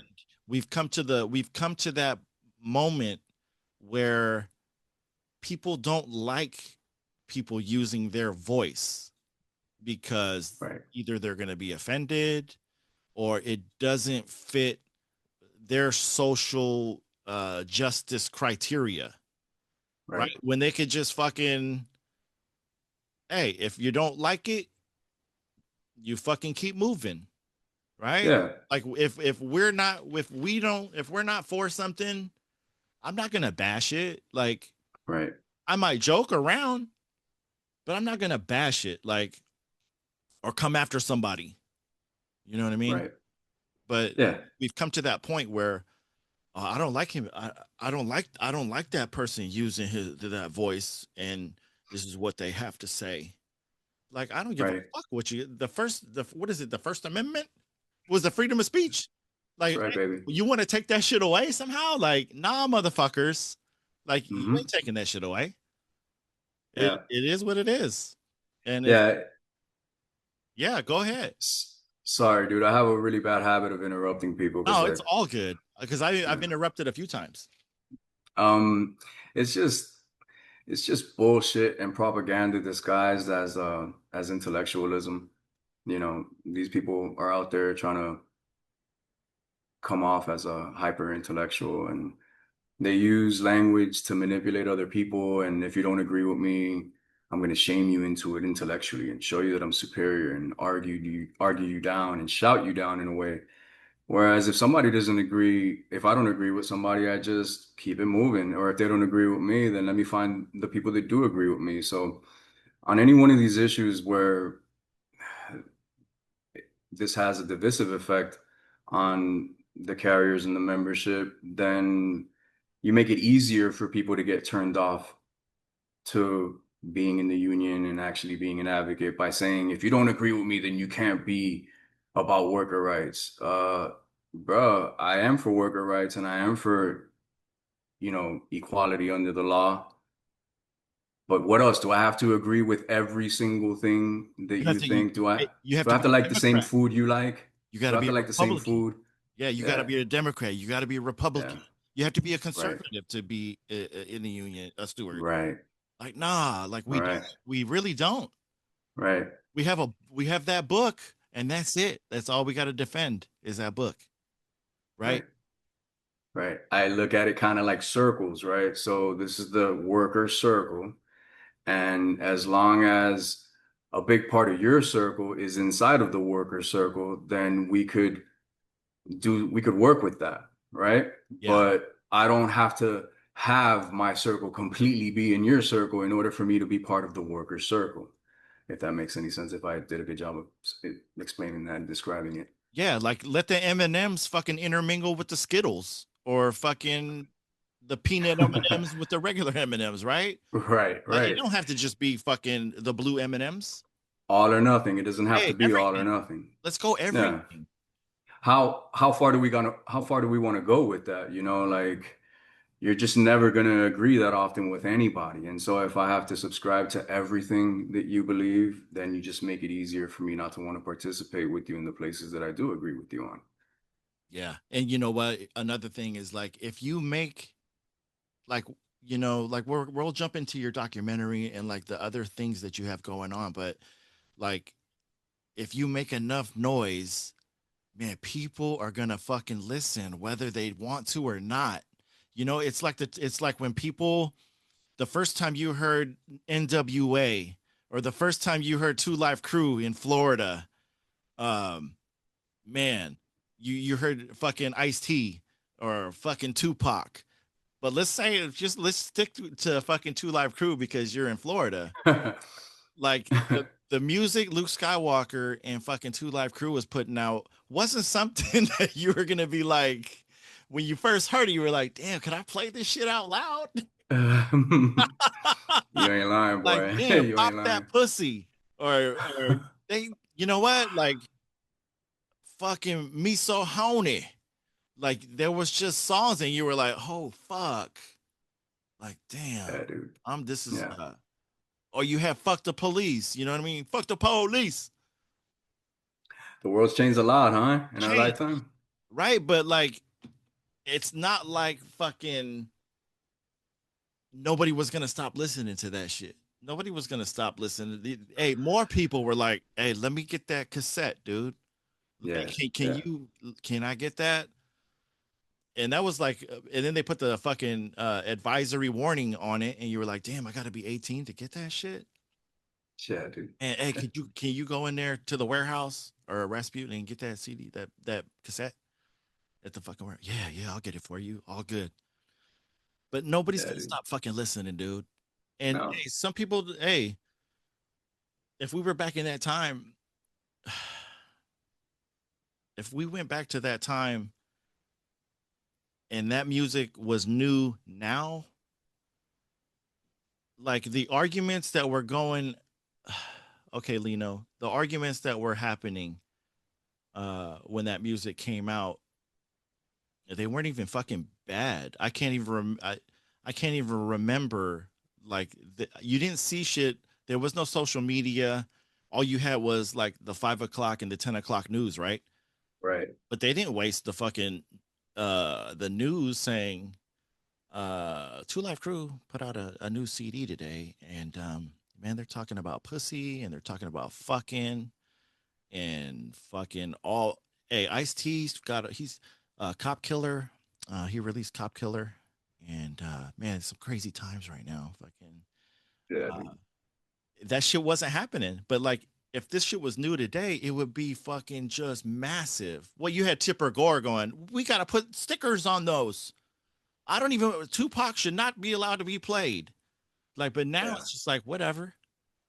Man, now it's like, well, shit. I wish they would pop that pussy and then pop that penis too. Like, I want to see, like, man, how come they're talking about fucking bitches? Can they talk about fucking men too? Like, man, come on, make it for everybody.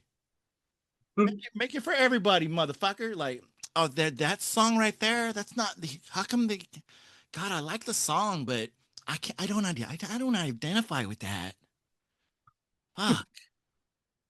But it just goes to show, like, it doesn't matter what people, if you like it, if you don't like it, like people will continue. They're just gonna listen. People are just gonna Yeah. listen. People that don't Yeah. like us will still listen because they're like, I want to hear I want to hear what Lino has to say. Lino, Yeah. are you bilingual? You speak I Cuban? am. See, I speak Cuban. ooh, man, Dímelo hacer. Que that's hola. that's fucking dope. Man, how often do you use? How often did you use it at work though? Because there's a lot of Cubans in Florida. um, you use it, I guess, you speak to people you in whatever relatable way you have, to connect with them. And so yeah, every now and then if I'm speaking to a Mexican, I'm gonna say órale güey and things like that. Yeah, and I'm just like Un un poquito, poquito, man. right? Because man, when the Mexicans see me where I'm at, they automatically just think like we're, oh, he's Mexican. Like that's a Yeah, big ass fucking Mexican. that's what I thought about you when I first saw you. I'm like, oh, Yeah, this and dude's Mexican. you get by like, el correo, mami, el correo. Mm-hmm. You just get by like, oh, you know what I mean? Sure do. But like, Sure do. shit, we're still gonna eat. We're still gonna eat good. Those tacos. Still gonna eat those tacos, Hey, baby. fucking food. There is no fucking language. Like, when's the last? Right. There's no language. I'm gonna eat Isn't good that funny? regardless. Yes. Right.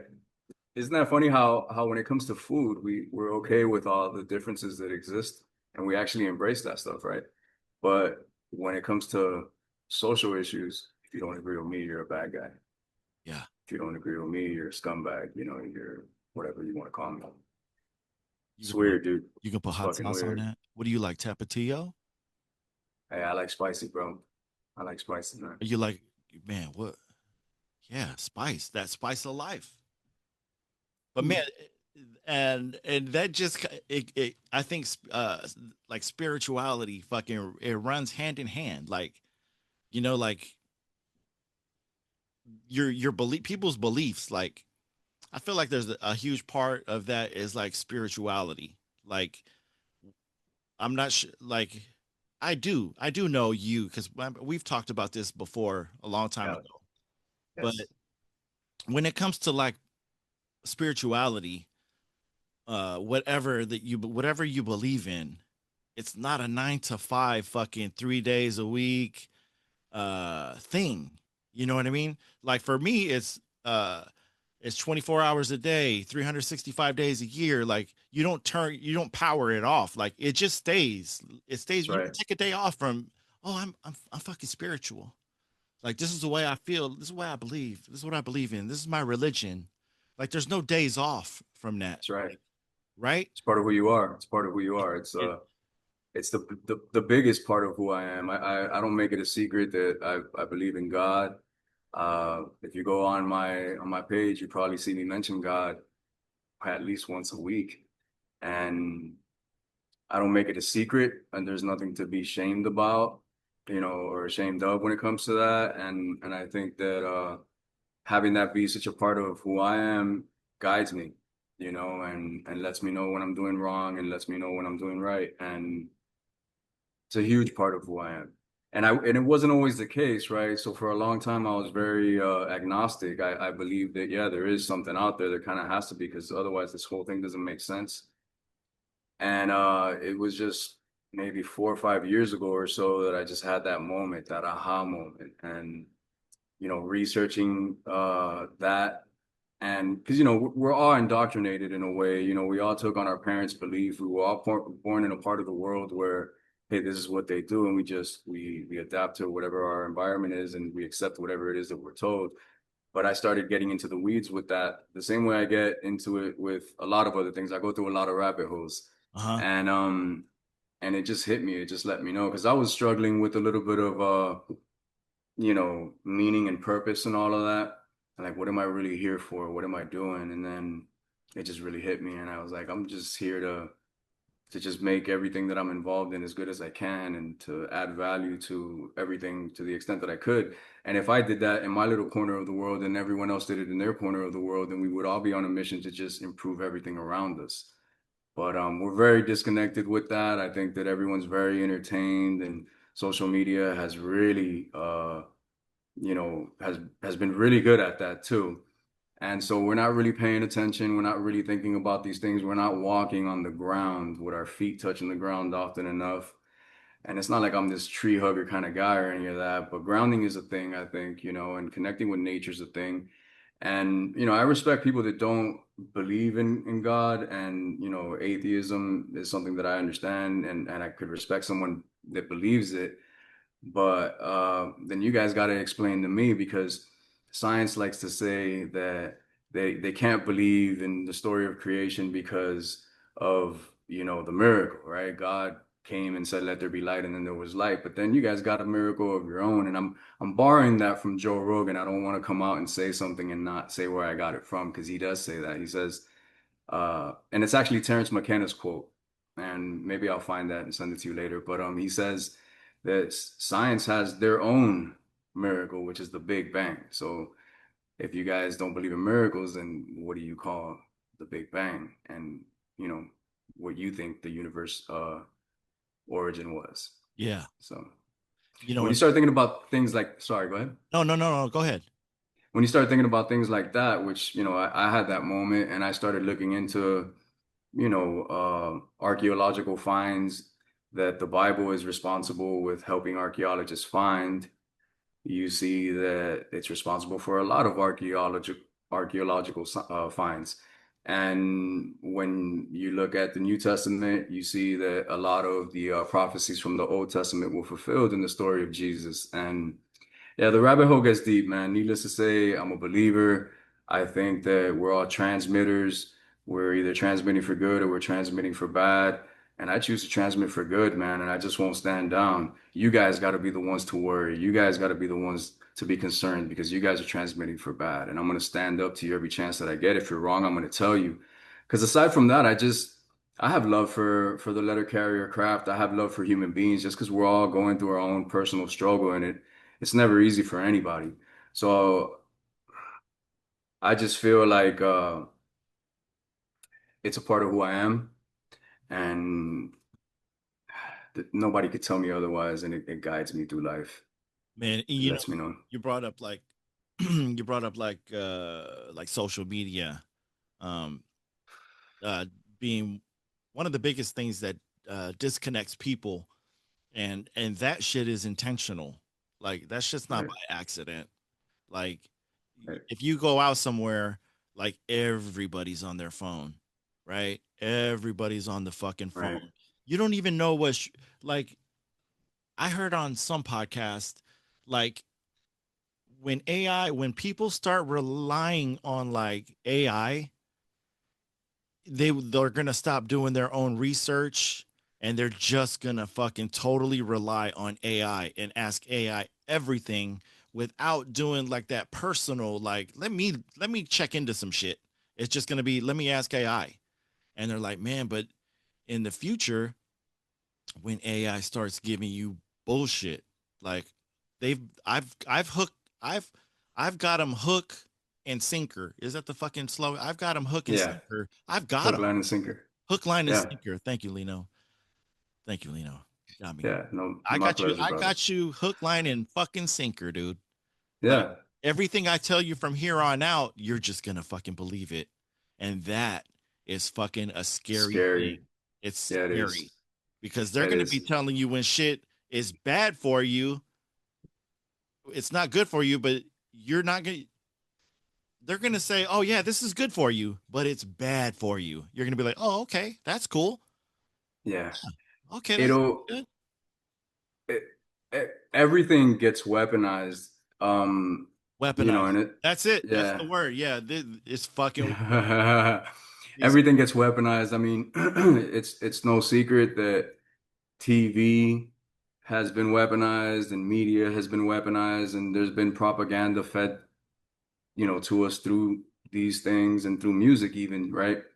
And culture is pretty much the programming of society, right? And so if we're celebrating bullshit and valuing bullshit, we're not going to get a very good culture. If we celebrated positive things and, you know, uh, we would probably have a better culture. And so yeah, man, these people are not going to waste an opportunity. And I hate to become this conspiratorial guy, but it's no secret that the government has been interested in mind control since before World War II, maybe even before that. Before the CIA, we had the OSS. And when we got the CIA, we had MK Ultra. And before MK Ultra, it was Operation Bluebird. And before that, it was called something else. It escapes me right now. And you just see that, a good 70, 80 years ago. Oh yeah. These people were interested in breaking people's minds and I put up a documentary on my page a long time ago. It's about Edward Bernays, and he's credited as being the godfather of public relations. So it's a 4 hour documentary, but it's totally worth the time because you just realize that there's like social engineering going on and there's programming going on, and it's so subtle that you don't even realize that it's going on a lot of times. Like when I was a kid, my mother I used to be a big Bone Thugs and Harmony fan, and And I'm gonna they miss do. everybody. And I'm You're gonna miss right, everybody. Yeah, yeah. and they do the whole Ouija thing and all that. And she would hear that, and she's like, "This is devil worshiping music," you know. And we were not a big Bible thumping family or church going family, but I can't say that she was wrong about it, and that kind of influenced me when I was a youngster. That song, I Got Five on it, Oh yeah, the loonies. yeah, it made me think about marijuana, which God knows I may have never thought about it had it not been for that song. So I definitely believe in protecting what you let in your eyes, what you let in your ears, what you let in your mind, and what you let in your, your spirit, I Yeah. think it's a thing. Yeah, you're And right. so, yeah. And that whole thing too, Lino, with so like you had like the hippies, they were all about free love, right? They were all about free love until the government got involved. And they were like, let's give these motherfuckers some LSD. Yeah. Man, then they got fucking Charles Manson and were fucking him up, fucking mind Yeah. control. And then they MK Ultra. MK Ultra. Yes, Yeah. they did the MK Ultra with him, and he fucking murdered fucking him and the fucking Manson family murdered Sharon Tate and the gang Yeah. and did some satanic shit. And Yeah. they say at that moment, people became they were scared of the hippies were just free lovers, right? And then that moment, hey, all of a sudden you think of hippies and you're like, oh shit, they're fucking murderers. And Yeah. it changed the whole game. Like, oh shit, Did. like these motherfuckers are fucking they're fucking killers. They're not fucking free love. They're coming up Yeah. to fucking the Hollywood Hills and motherfucking people up, Yeah, cutting man. babies out. Like, and you know what? Like, Wow. how did it feel to be a hippie when that happened? Like, motherfucker, I can't wear these clothes tomorrow. Like, they're gonna Yeah, think I'm man. in the Manson family, right? Like, it changed. I feel like it changed the whole thing. Like, It it did and it does. And there's some people out there that think that, hip hop was a government project and stuff to be able to take over the minds, or at least affect the thoughts that the younger generation did. There's I hate to be a conspiracy theorist, man, but there's let's go. yeah. No, there's what do they call it? There's a book and I think a documentary I saw out there. I love watching documentaries. In fact, let me tell you something. The coolest thing about being a letter carrier, I think, is the all the education that I got while I was on the route, because I just smartphones came out in 2007, and I think I got one in 2008, and then all of a sudden you got YouTube on there. And so, man, I fucking learned a fuck ton of shit Oh yeah. through YouTube, and educated myself in a couple of things. There's a lot of things I don't know about, but on the things that I wanted to learn about, I learned as much about them as I could have wanted, and so yeah, there's what do they call it? The Conspiracy in Laurel Canyon. That's what it's called. And basically it's the Doors, Jim Morrison, and all of the family members in the music world at that time, or a lot of them were part of the CIA, FBI. They were all, a lot of those parents were part of the government to some degree or another, higher ranked people in the military, et cetera, et cetera. And so there's even some people that say that government's been involved in music Oh to try yeah. to influence people and influence society and all of that. And I fucking yeah, believe all man. that shit. Yeah. Man, that's Yeah. like when what was it, the White Album? The Beatles White Album? Like what do they call that? Oh, shit, it's on the tip of my tongue, but I can't think of it right now. But it's like subliminal. The subliminal Yeah. there's subliminal messages. Yeah. Helter Skelter and Yeah. shit. Like, Yeah. Playing things backward, and yeah, Ozzy Osbourne and all that kind of stuff. yeah. Yeah. It's fucking Yeah. that's a fucking rabbit hole. Yeah. When I think back to the hippies and the counterculture and all that, there was, if I had to think about a generation that I probably would have been a good fit in, it would have probably been back then, because there was a lot All of that sex. revolution. I'm sorry. You've been having all that sex. They were doing that too, but there was a lot of, revolutionary ideas going on. There was the Black Panthers, which they catch a bad rap, but if you really look into what they were doing, they were just basically protecting the community and watching cops to make sure that they didn't do anything to anybody there. And history picks that up as if they were bad guys. And sure, there might have been some bad things. There's bad things in anything, right? But the government likes to take over narratives and they like to infiltrate these groups and create chaos in them too. That's another one you could look into. It's called COINTELPRO. You might have heard of it, but for the listeners that haven't, it's called COINTELPRO. And so they infiltrated all of these different groups. They've been doing this kind of stuff forever. Like they want to know what counter ideas are out there and they want to understand them and they want to see how serious these people are and if they could get in there and make a power play or a power move to change the culture in the direction of that group, then they will do it. And so like I think it would have been an interesting time to be alive. I'd probably, be dead or a whole lot older for sure. But like that kind of that kind of thing you could hear Hunter S. Thompson say when you see some of the things that he had to say and how, the counterculture was a failure because it really didn't get what they were hoping they were gonna get at the end. And plus all of that was hijacked and infiltrated by the government. But I yeah, think that's you would have just looked. I think you would have looked good as a hippie, dude. I probably would have, man. Fly. It would have been an interesting time, bro. Yeah, you would have looked Interesting fly. time. Yeah, I believe. I believe all that shit too. I fuck. I'm in. I'm all in.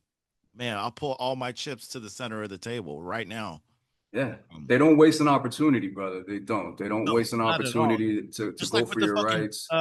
with the drug epidemic, like Yeah. say no to It's a good one. drugs, right? Like, man, you're in Miami, like the cocaine, like cocaine cowboys, like the shit's no accident. Like Yes. uh Uh, Oliver North and yes. fucking the gun Iran Contra. Iran Contra here. Yes, dude, this shit's not accidental. Fucking George Bush, the daddy Bush, like he was the head of the CIA. Like, dude, he had all kind of corrupt shit going on. Like he put fucking uh was it damn it. Was it Manuel Noriega? He was a part of the CIA. Like all these people, these so-called bad people, the enemies, man, they were all a part of the club. They were Yeah. all a part of the club. Fucking Pablo Escobar. Like, do you really think that guy was just fucking this drug dealer? Like, nah, he was connected, dude. He Yeah. was These fucking people, connected. they don't they don't waste an opportunity, brother. They really don't. They never linked the CIA definitively. They're never gonna come out and admit it, and proving that kind of shit's gonna be a bitch. A lot of those documents were fucking, you know, burned, thrown away, disposed of, Oh whatever it yeah. is that they did. But Gary Webb, he was an LA reporter and he came out and he supposedly suicided himself Shot because in the back of the head. I think twice, right? Or something weird like that. How do you shoot yourself He twice? hung Don't himself. hold me He hung to it. himself and then shot himself. Is that how it went? Okay, yeah. Oh no, Some crazy it's story. always crazy shit like that though. Yeah. Yeah, yeah, yeah. But the you see that the government just and this is a word that goes around, and maybe some of the listeners haven't heard it. I imagine that most of them have.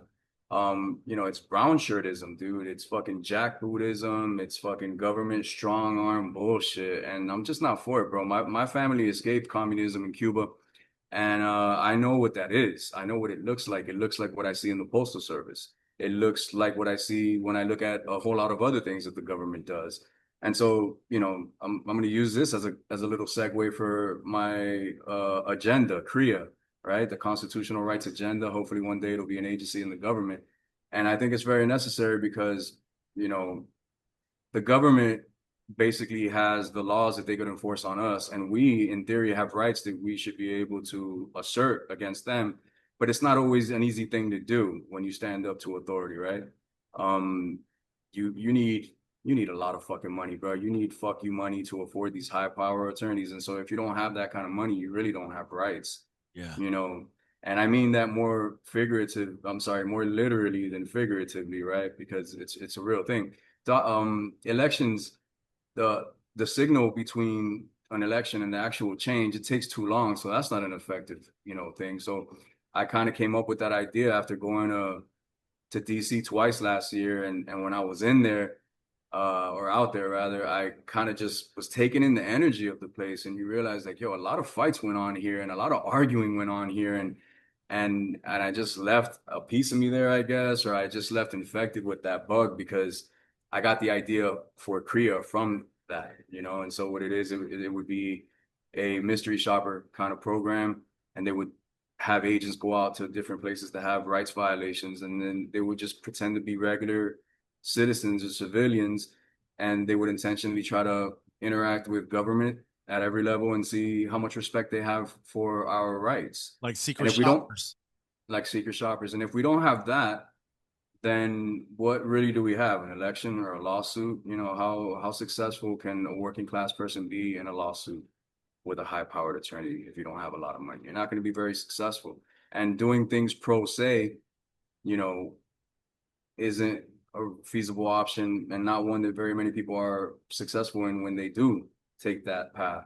So it just seems like if government was very serious about our rights and respecting our rights, that they would already have something like that, which is why I believe that they don't give a shit about our rights. And they don't give a shit about our rights in every way that you could think of. They don't care about your rights as a citizen. They don't care about your rights as a worker. They're all just to, you know, oppress you, I guess, in a way, or jackboot you around, bully you around, make everything super complicated and hard to navigate so that you could find any justice. And I'm just not feeling that shit, bro. Yeah, they just want to keep us. They want to keep us occupied and Yes, distracted and divided. yes, yes. Um, Especially divided. Especially divided. yeah, divided for sure. But occupied, fucking distracted, Entertained. distracted. Entertained. Like when I stopped watching TV, like so I gave up cable probably fucking 10 years ago. I fucking canceled cable, like, or what is it called? Fucking direct TV because the fuck I was paying like 150 bucks a month. Man, I remember like having direct TV, you guys, and I remember like not paying the direct TV and then waiting for a pay-per-view to come on. And I was like, damn, I owe 300 and like something dollars, but I want to watch this pay-per-view. So you would have to pay like the balance, and you were like, fuck. And I would do it every month. Like, I'm not paying that fucking 100 fucking hell no, that bill could sit until you wanted to watch like a Tyson fight and you're like, or a De La Hoya fight. Fuck. Gotta pay that bill. Yeah, and you know what was crazy though? Back in the day when you had Direct TV, like as soon as you paid the bill, the fucking thing would fucking turn on. You were like, "Oh shit!" Like it was like a flip of a switch, right? Like it's on already. What the fuck? I just got off the phone from the automated. Like, whoa! Like so quick. Like it was mind Yeah, blowing. dude. Yeah, Uh, dude. But yeah, we were talking about like Korea, we're talking about distracted, divided. Yeah, we're always gonna be fucking divided and distracted because they give us fucking peanuts. Man, imagine if we had real fucking uh assets. You know what I mean? Like we don't even have access to the casino. Like we're outside. Like you Yeah. know what it's like is uh what's the word, golly, so people, um the masses, society, there's a word, we're those motherfuckers that are standing outside the club waiting to Yes. win, wrapped Yes. around the building, and we're like, damn, yeah, we're at the club, man, we're at the club, and all these other motherfuckers with the money to spend get to walk right through with the in through the VIP, like they don't even have to get carded, they're just walking in, like, Yeah. and we're Yeah. standing in line, and fucking last call's coming, and we're like, damn, we're just fucking, they're using us to make the club look like it's popping, but then when you Yes. get in, the club ain't even popping, and you're like, we were Right. standing out here all this time to make it look like Yeah. it was jumping. Like fuck no, like it's all Yeah. a scam. And It's like all a perception game. yeah, and I It's guess when you get to our age you start seeing bullshit for bullshit, hmm and I don't, and we'll say bullshit. Like I'm not gonna be hmm fucking, I I think we're at the point in our lives, Lino, where dude, like we're not gonna let youngsters talk up to us. And that sounds stupid, like uh, talk down, but like I'm not gonna let a youngster talk up to me. Like I'm not buying that bullshit anymore. And it is what it is. Like we'll agree to disagree. But I'm Yeah. not gonna let it slide. You know what I mean? Like, nah, fuck no. Yeah. you know how it is. And we're gonna totally age ourselves with this topic here and let everybody know our age. But not that I 41. have any white hairs anywhere to show my age, but yeah, when you're young, you think you know everything and nobody could tell you anything or teach you anything because if you knew so much, then why isn't your life as cool as my life is going to be when I'm your age? And you just have that arrogant point of view and perspective of I know it all. And when you get a little older and life humbles you a little bit, you realize you don't know shit. Yeah, And that as much as we're going to learn, through this process of life, we're still not going to know shit, and you I only know that I know nothing. And I think that was not Aristotle, forget this other Greek guy, Socrates, right? yeah, So when you really understand that, hey, this is all just a perception game, that they're playing on us. To go back to your analogy about the club, they to the outsiders, the people outside of the club, the driving by. perception is, yeah, driving by, wow, that place is crazy, and I might tell all of my friends when I get home, hey, I drove by and that shit looked crazy out there, and so Yeah, it's a lot of that. Like if I could go back and tell myself anything, as a youngster, it would be there's two things going on. There's your perceived reality, and then there's the reality that's accepted by everyone else, right? So because perception is reality, right? Because the way you perceive things is your own personal version of reality. You realize that these people are very invested in giving us the perception of rights or the illusion of rights, the illusion of safety, and the illusion of everything else, right? Like, and you end up seeing in all practical senses that you really don't have as many rights as we think that we do. And even if we do, because we have them in theory on paper, right? And Bill of Rights, Constitution, and all that, you just see that getting the government to respect your rights is a fucking task, man. And if you don't have a lot of money, it's going to be almost impossible. yeah, And you see that over and over again. man. So But the same thing with the NALC. We have the perception of they care and the perception of rights and worker rights and work for the worker, but then you see the contract that they come out with, and that tells a different story. So you guys have been playing the perception game on me, it's like George and Carlin says, like, man, you ain't a part of the club. you're not. You really ain't. You're Hey, not. you might fucking pay dues that say, hey, you're a part of the club, but you ain't a part of the club. You're not. You're You're just not in. You're not in. yeah, The you're in, you're the in. standing out on the fucking at the in line outside the club waiting to get in. Right. Yeah, Right. yeah, dude. Exactly. It's a Man, game. hey, dude, It's a this fucking game. conversation Hey, is fucking great. I'm enjoying it, man. I'm glad that you're enjoying it too. I don't know if you're gonna put this out, but even if you don't, it's fucking nice talking to you every time that we talk, brother. Yeah, I'll put Yeah. it out for sure. Man, what I want to jump into man, I could just talk about all this fucking crazy shit.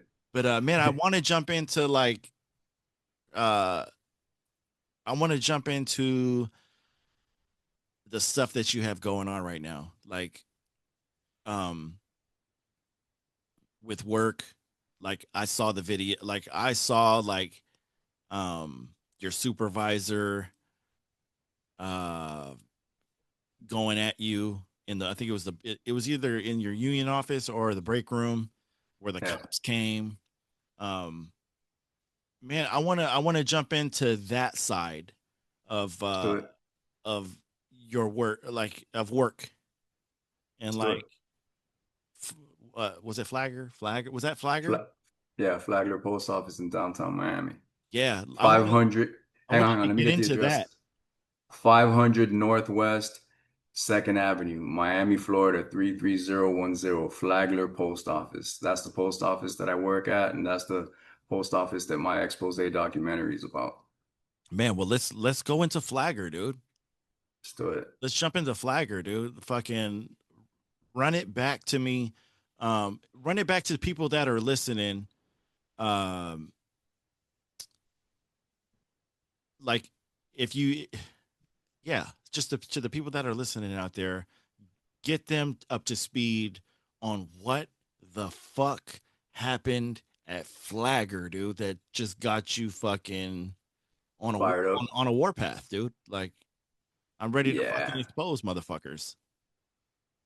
Yeah. So, at first, when I was filing the delay of mail grievance, the union, I believe they found it feasible to approach it through the perspective of a failure of Section 111.2 of the M39, which says that they're supposed to give us a 1571 for any mail that's curtailed or not delivered.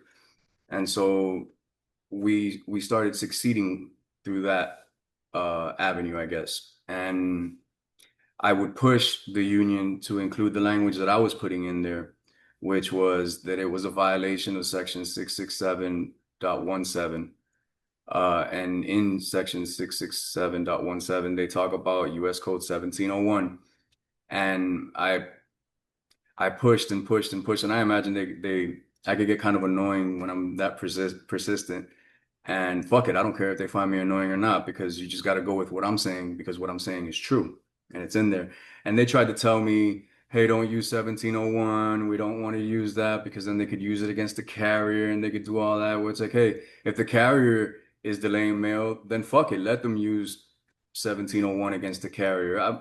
If you're doing wrong, you're doing wrong. I don't care what side you're on. And I could always, you could maybe one day talk to somebody at Flagler Post Office. When they were wrong, I would tell them they were wrong. And I wouldn't do it in front of management. Of course, I'd pull them to the side and let them know, hey, look, you're not supposed to be doing that shit, so stop.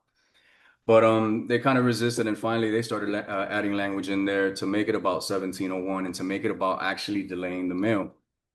Um, and I started getting step B decisions back where we were successful in arguing it that way. Now, the way that their quid pro quo works is that, like I said earlier, they don't have to document or report it on their DCV report. So if anybody's looking into doing delay of mail grievances, that's one of the first things your steward should be asking for, the DCV report. And if there's nothing on there, then you know that they did not report this. And the reason why that matters is because if they don't report it, then upper management never hears about it, and the upper management never hears about it, so it never happened. Meanwhile, it's just a bad business practice. And so, I posted about it after, what's the guy's name? Wayne Harlow tried to challenge me about the fact that management could do it. And so I tagged him on there and I'm like, all right, you want to be in my comment section where nobody's really paying attention. So let's just make a post about it and let's air it out. And I went off and shit. It's kind of hard to follow it. When I went back and I looked, it's kind of hard to follow. But yeah, sometimes I get really charged up and excited and I'm just going off like a fucking machine gun. But yeah, he called me over the phone. He's a nice guy. We discussed it, and I told him, yeah, of course, if they delay it, but report it, report it the right way. And if they don't want to report it, you gotta ask yourself, why is that? Why is it that they don't want to report it? If they have the right to do it, that was Wayne Harlow's position, that they have the right to do it, which I don't think they do. But if they did, why would my manager lie about it on her contentions for my paperwork? She said that it never happened. If you're allowed to do it, yeah, I did it and I could do it, right? That would be her position, but it wasn't. And so that's why I think Wayne Harlow was wrong. But that's neither here nor there. It was just it started by me calling him out. And respectfully, of course. I try to do everything with respect and love always, but once I see that there's no respect or love the other way around, then we got to try different things. And I'm ready to do whatever it is that they're ready to do. If they're ready to disrespect, well, I'm going to disrespect. And I'm going to escalate it to a place where you're going to be uncomfortable, because that's what bullies do. Bullies think that they got you figured out and they know how you're going to react. And so the way to beat that back is to escalate on a bully higher than they expected for you to escalate. And now all of a sudden the hunter becomes the hunted. Yeah. But what I heard from the two shop stewards at Flagler, which mind you, I haven't been to work since December. I'm still waiting for my OWCP paperwork to be decided on. What I heard, excuse me, is that the formal A officers out of branch 1071 were not moving up these grievances for delay of mail to step B anymore. And that's a fucking problem, because if you're going to allow management to not report it on the DCV, then it never happened.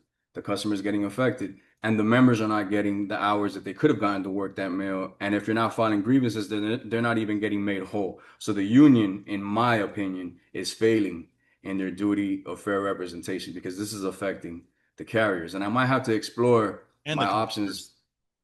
and the customers too, right? Yeah, the customers first and foremost. But since the union's position and all this is not about the customer, it's about the members, they're failing in their duty of fairly representing, right? Or duty to fairly represent, because these are all hours that carriers aren't able to do, and so you're enabling all that shit. And so I just thought, after being very patient with my local branch 1071, and after making my documentary, and after doing the whole thing, I just said, fuck these people, and I'm gonna air it out. I mean, not fuck them, but fuck this situation.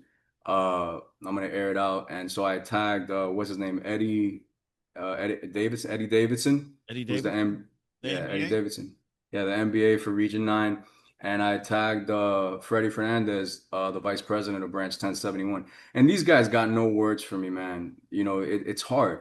It's hard. I'm a hard person to argue against. If I don't know what I'm talking about, I just stay quiet and listen so that I can learn. And so, what can they possibly say? That's why yesterday, as soon as I did that, I wrote on there, I expect these people to not respond, to not address this. It was on their timelines. I know that they saw it. And I just don't care. I just don't care. If you're gonna do wrong, then fuck it. I'm gonna bring shaming back, because that's the thing. If people do wrong and we don't shame them, then we enable them to continue doing that shit in the future. And so that was my thing, to apply some pressure to these people. And at the same time, my whole goal in all of this is just to bring attention and information to the carriers and the members so that they could feel empowered by something, because the union does a poor job of empowering stewards and empowering, the employees. And sure, they put out the postal record, and they occasionally put things out, but if they were very, very serious about this, I could think of a couple of things, systems that I could create, and I have created one, right? You have my landing page with all the resources there. I have a giant stack of grievance starters for employees to look at and shop stewards to look at.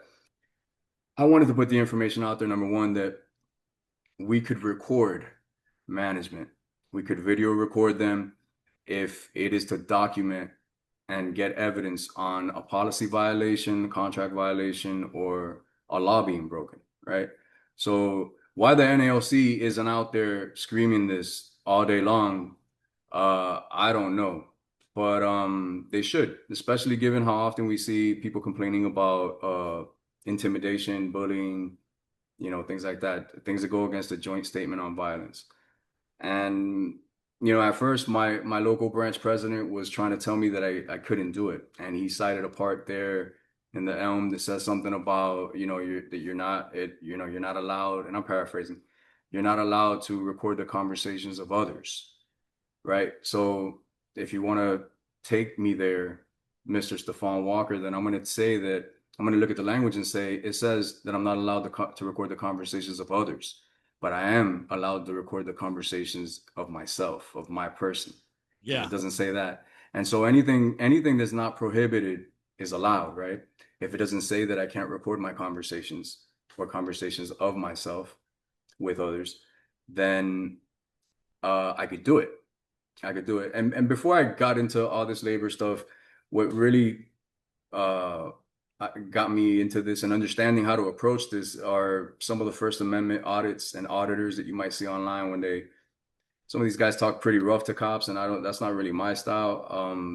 But I believe in asserting my rights, and I've done so to police officers on more than one occasion. There might be a video or two, out there floating around of me doing that. But I think that experience plus, being in Miami and being around during the 90s and stuff when Miami was a rough town, and figuring out how to navigate, difficult personality types and things like that, kind of trained me in a way to approach the situation at Flagler. And not that I've been successful, right? Because it's still going on, but I'm still fighting, and I have no plans to stop. And I have no plans of not calling out bullshit when I see it. You could always count on me to call a spade a spade. And I don't care if it's management the one doing wrong or if it's the union the one doing wrong, but I have questions for them, and and I'm not going to go away, and it's not going to be easy for them to shout me down, and I don't even suggest that they try to shout me down, because if you try to shout me down, we're going to get into a shouting fight. And I've done this, I've had shouting matches with Stephon Walker, with Freddie Fernandez, with managers, supervisors, everybody, because argue against what I'm saying. oh, You're not going to be I able saw to. when the cops came. Yeah. Man, Well, those cops were I cool. saw that fucking whole little Yeah. fucking back and forth, and like she Yeah, kept dude. coming back. Yeah. She wanted them to leave. at first, if you pay attention to what's being said, at first I ask her, I'm like, you heard about what happened this morning, right? And she says yes. And then later on, I guess she catches herself and realizes, hey, I just admitted that yes, I did know that this was going on. And then she just tries to walk it back. And it just becomes this awkward exchange where she's basically asking the cops to leave. And had it not been for, my FOIA requesting the police body cams from the Miami Police Department, there would be no documented evidence of that situation. And these people never reported any of that. They never reported that there was a threat of violence from one employee to the other, and they wanted to sweep it under the rug because the person that initiated uh that problem that day is part of management's group. They're management's the quid pro quo people. Yeah. And so they're never going to do anything to that guy. That guy's down with them. But yeah, I got the evidence, I got the video, and I posted it on my documentary. Yeah, that was good. Yeah. And I wanted to show, because I recorded her and I even told her that I'm recording her, which you don't even have to do that, man. There's a local arbitration case out of my branch actually, 1071 in Miami, and it's really old. It's older than me. And it came out in 1982, and in there it was an employee that wore a wire. He wore a wire to a meeting, I guess, with their manager. And after the manager went off and said whatever the hell it was that person said, he showed them the wire, and he got put off the clock. It took like about a year for him to get his job back, but he did get his job back. Yeah, he did get his job back. And so I can't say, because local arbitration cases don't set precedent for the entire country. But I would find it, and Florida is a two-party consent state, by the way. So I would find it hard to see that would go any other kind of way if it happened anywhere else, because it happened in Florida in a two-party consent state. So to me, how else am I supposed to document management doing wrong if I don't get to video? And then at that point, we could argue over who's more in the wrong. Are you more in the wrong for saying or doing whatever it is I got you doing on video, or am I in the wrong for getting you on video? And so you're going to have a hard time telling me that I'm more in the wrong than you are because you're doing shit you ain't supposed to do, motherfucker. Yeah. So let's argue that shit, and I never understood why authority had, well, I understand, of course, why, but you shouldn't have a problem ever being on video. We're on video all the time. They got cameras in our facilities, they got cameras in the lobby. Like, hey, you want to have the cameras on us, but I can never have a camera on you. Fuck that. Yep. You know, fuck that. And so I tell people, I share all this information with everyone. And it's not to say that anyone that goes down this path is going to have an easy time at it. No, you're going to have a hard time at it. Look at me. I haven't seen a postal dollar since December, outside of some grievance money that, was backlogged from forever. And the back pay, which by the way, I was shorted. I got to file a grievance on that. I just, I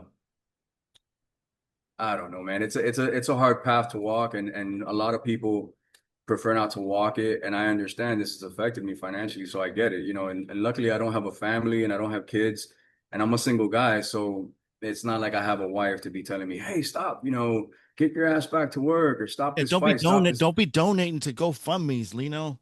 Oh You gotta shit. use that money on groceries. No comment Shit. on that, brother, but yeah, You gotta keep that fuck cell that. phone bill paid. Come on. Yeah, dude.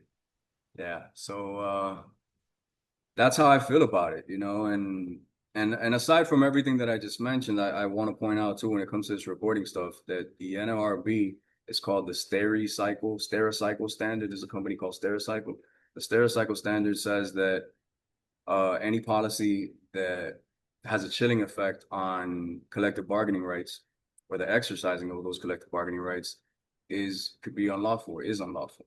And so, my discussions with people at the NLRB, they're saying that at some point in this administration that may get overturned, but until it does, it's on the books.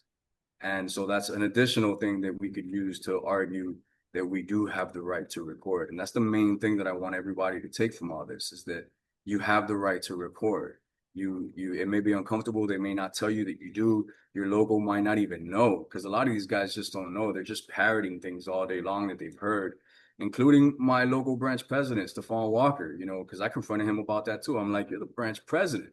and you told me this and this. And he was like, brother, that's what I thought at the time. That's what I thought at the time. Well, I want to believe him, but, you know, I'm not saying that I'm 100% sure on this, but seeing how everything has played out, I happen to think that he just wanted me to take that perception. Remember, we're playing a perception game, and if depending on what your perception is, it's your reality. So if I take that, then I don't have the right to do it, and I don't actually investigate it and look into it myself, then I get the wool pulled over my eyes, right? Yeah. And so, yeah, I think I had a conversation a while back with Wayne Harlow. He's a great guy, dude. he Uh, seemed nice. he's a really good guy, and he had incident out in his region where management was abusing, I think, a letter carrier, and that carrier had it recorded.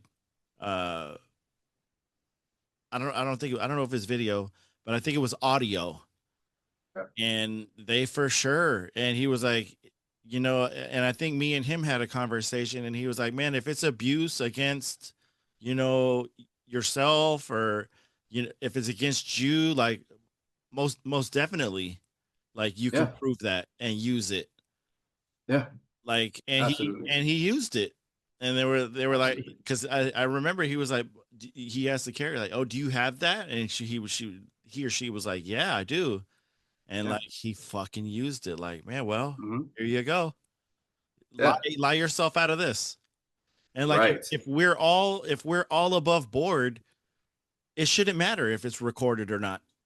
right, Like right. I once had an II, um, and I put my phone I put my phone on the table in the bag. I was like, I'm gonna record this II. And she was Oh like, yeah, you need to turn that off. And I was like, no, I'm not turning it off. And I had the shop steward in there with me, and I was like, no, I'm not gonna turn it off.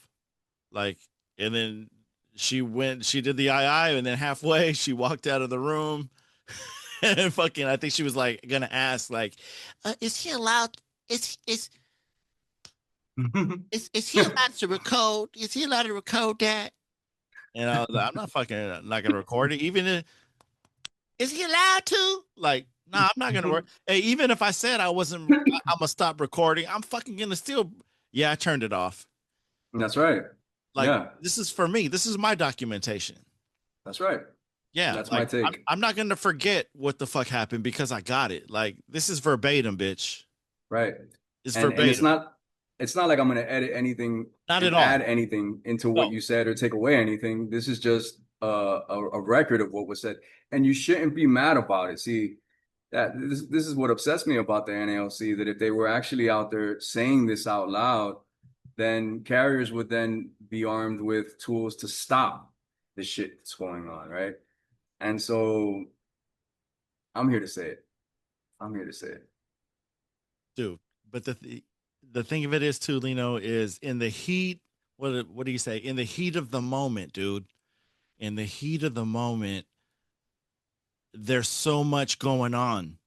And then when you leave the office or the back office or whatever you got going on, leave that moment of aggression or fucking abuse, you forget, and you're like, man, what the fuck happened? Yeah. Like, there's details that, you know what I mean, like that are, Escape us. yeah. And you're like, damn, it's almost like where you're like, man, I wish I would have did this, because you process shit after the fact. Yes, Like, I wish I that's would have right. fucking said that. Like, oh, I would, but what did she say? Like, there is none of that if you have it. Like, I can't remember exactly what, because I was pissed. You know what I mean? There is none of that. It's like, Yes, oh, you said this. Yep. Remember this? Remember you sure said did. this? I got it all. Yeah, exactly. Like, oh yeah, the body cam footage. Yeah, watch this. Remember this? Uh-huh. No, you Mm-hmm. you did say that. Remember? You did say all that. This whole incident that you tried to sweep under the rug, it happened. Here's the video of it. Yeah. And it's no different than when police kind of resisted body cams and stuff. And I was always of the opinion of fuck all that. You know what I mean? Like we should replace police reports with the video evidence of what actually happened. Yeah. Because there's plenty of people sitting in prison and in jail today, I'm sure, that, occurred as a result of a bullshit police report that was put together. And there's plenty of people probably fired as fuck right now from the Postal Service because there was no video evidence supporting what really happened. It was just whatever management's version of the situation were. And so I'm a fan. I'm a fan, and I know it's not an easy path to walk, and I'm not suggesting anybody walk it, but if you got that kind of thing in you, If you got then those hell yeah, balls, you got those balls, those cojones, baby. You're crazy, dude. if you got them balls. Podcast is brought to you by Blue Chew. Have a bat with those balls. Blue Chew. Get it, get it, get it. Yeah, dude, you gotta have those fucking balls, dude. I Yeah, man. feel like a lot of the guys, a lot of the people that we see, we work with and around, man, we see a lot of guys that take their balls off probably in the shower and forget to put them back on when they get out of the shower and they leave home without them, right? Yeah, dude. And They you're leave like, them at dude, home. this dude forgot his balls. Yeah, and the biggest example of that is the NALC as a whole. You gotta have balls for this shit. You gotta have character for this shit. The most important thing in this all is character. If you don't have that, doesn't matter how much you know about the fucking contract. You could be the baddest motherfucker that knows everything about the contract, but if you don't have the grit and the heart for it and the character for it, you're not enforcing shit, You got to be you ready to know? go to war. You do, dude. You do. And you got to be ready for things to get difficult in your life. And they've gotten kind of difficult in mine. But I'm going to be fine and I'm okay. But yeah, man. Another thing that I want to talk, I'm sorry to fucking be jumping around and shit, but I'll Let's go. forget. Is one of the things that I think that stopped the NALC from functioning the way that I think maybe it could is that all of these people at these local offices, all of these officers and all these presidents and all that, as far as I know, and I'm not gonna say I'm 100% certain, but I'm like 98% certain. They're all still employees of the Postal Service. In other words, uh, they still work for the post office. So they're going to be, I believe, kind of friendly toward the Postal Service. And this is in contrast to the way that the Teamsters do things, where their local officers are not employees of UPS. They're getting a paycheck from the Teamsters.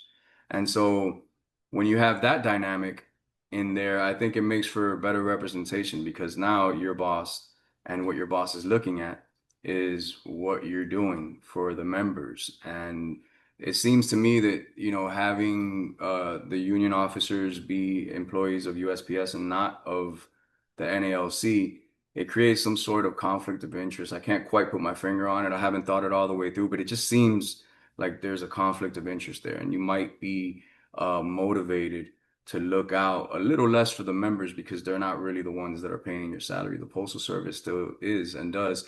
And all of these guys are still holding routes, right? Like all of these officers, they still have routes that are being held for them in the event that they lose an election or something like that. And so I would like to see that change too.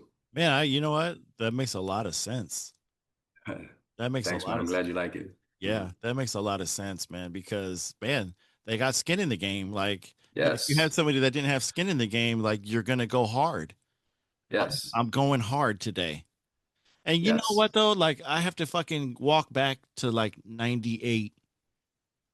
I got to walk back to like 98 when we had a president that used to go hard. You would see this guy go hard on the workroom floor and fucking just dress down a fucking supervisor or a manager.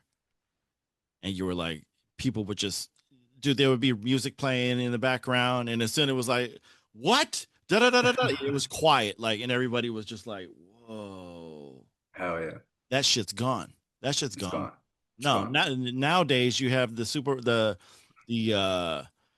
the steward or the president looking like They're making lunch plans with management, like smiling and shit, like yeah, such Yeah. and such and such and such and such, yeah, I'm gonna need time today. Like, yeah, okay, Friendly. I'll give you the whole Friendly. day. All right, see you later. Like, what Friendly. the fuck is that shit? I went into a II once. Um, I went into a II, dude. I'm not a bad employee, dude. Like, I think I've had like two IIs in the last fucking 12 years, 20 years. But I had an II years ago. It's been years now. And I'm sitting next to fucking Dummy, and Dummy Up is the fucking man is in management, and they're doing the II, and the fucking manager and the steward are like, "Oh, she pops open a fucking a Red Bull or something like that, like a energy drink." And fucking he's like, "Oh, do you have one for me?" And dude, they're giving each other like energy drinks. And I'm Yeah. sitting there at the table like, just what the fuck is going on right now? Like, Yeah. you guys are fucking you guys buy each other fucking energy drinks? Get the Yeah. fuck out. Yeah. Like, nah, this is not fucking the way it's supposed to be. It's not. It's not that I think that it should always be adversarial in nature, the relationship between, the union and management. In fact, when I was trying to explain to my manager and to the supervisors over there that, like, if you guys heard me out, I would help you in your mission of making this thing more efficient. You know what I mean? If you gave me some room to, if you respected the contract, then that would give me room to tell the employees, hey, look, these people, they're respecting the contract, they're being better than they've ever been. And I'm being honest with you, like, we need you to do better because you're not doing right now, right? So I am, it's not that I'm helping management, but if you're gonna respect our rights and you're gonna not be a fucking bully and not try to jackboot your way around the building, then you're giving me something to respect. You're giving me something to tell the carriers, hey, no, you're wrong about this. They did this and this and this, and they're correct in it. But you don't make that a possibility. You don't give me the room to do that, and if it's fuck me, it's fuck you, Yeah. you know? And at the end of the day, I'm all for being it us versus them. Like, we started late 90s. I'm all about that us versus them, Bloods versus Crips, Angels. I'm If all I had to pick, I'm all about that. Like, I think it was like in 2010 or 2008 is when we had a president that was like, we need to work with management. Like, we need to work together. Like, what is going on? And that's when, and it was a lady, her name was Amy. And dude, not too long after that, she became fucking she's a postmaster now. So like, nice, you get to that mentality where it's like, oh yes, I'm gonna fight for you guys. But by the way, I'm also gonna get my high 3. I'm gonna go into management and be a right, postmaster. Because right, it's all of, you know what, Lino? Like in the post office, in the NALC, dude, there's a lot of people where it's fucking like fucking uh it's like that Van Damme wrestler guy where it's all about me. Like, it's all about me at the end of the day. Like, that's the mentality. It's like, oh yeah, I'm gonna run for president. Oh yeah, it's all about me though. Like, I'm doing it my way. Oh, I'm gonna go into management too. And dude, I called it out. Like, I don't like this. I don't like her. Why? Oh, yeah, and I rubbed it in the senior carriers' faces. Like, man, you guys put her in there. I told you she was trash. I know. I yeah, know. Like, dude, yeah. if the shoe fits, wear it, bitch. Like, it it's a me mentality, and I hope it does change. Like, with, with the CLC and everything, Mm-hmm.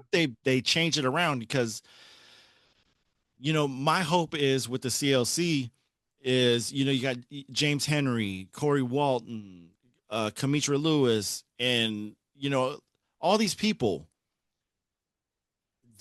dude, they were around before us.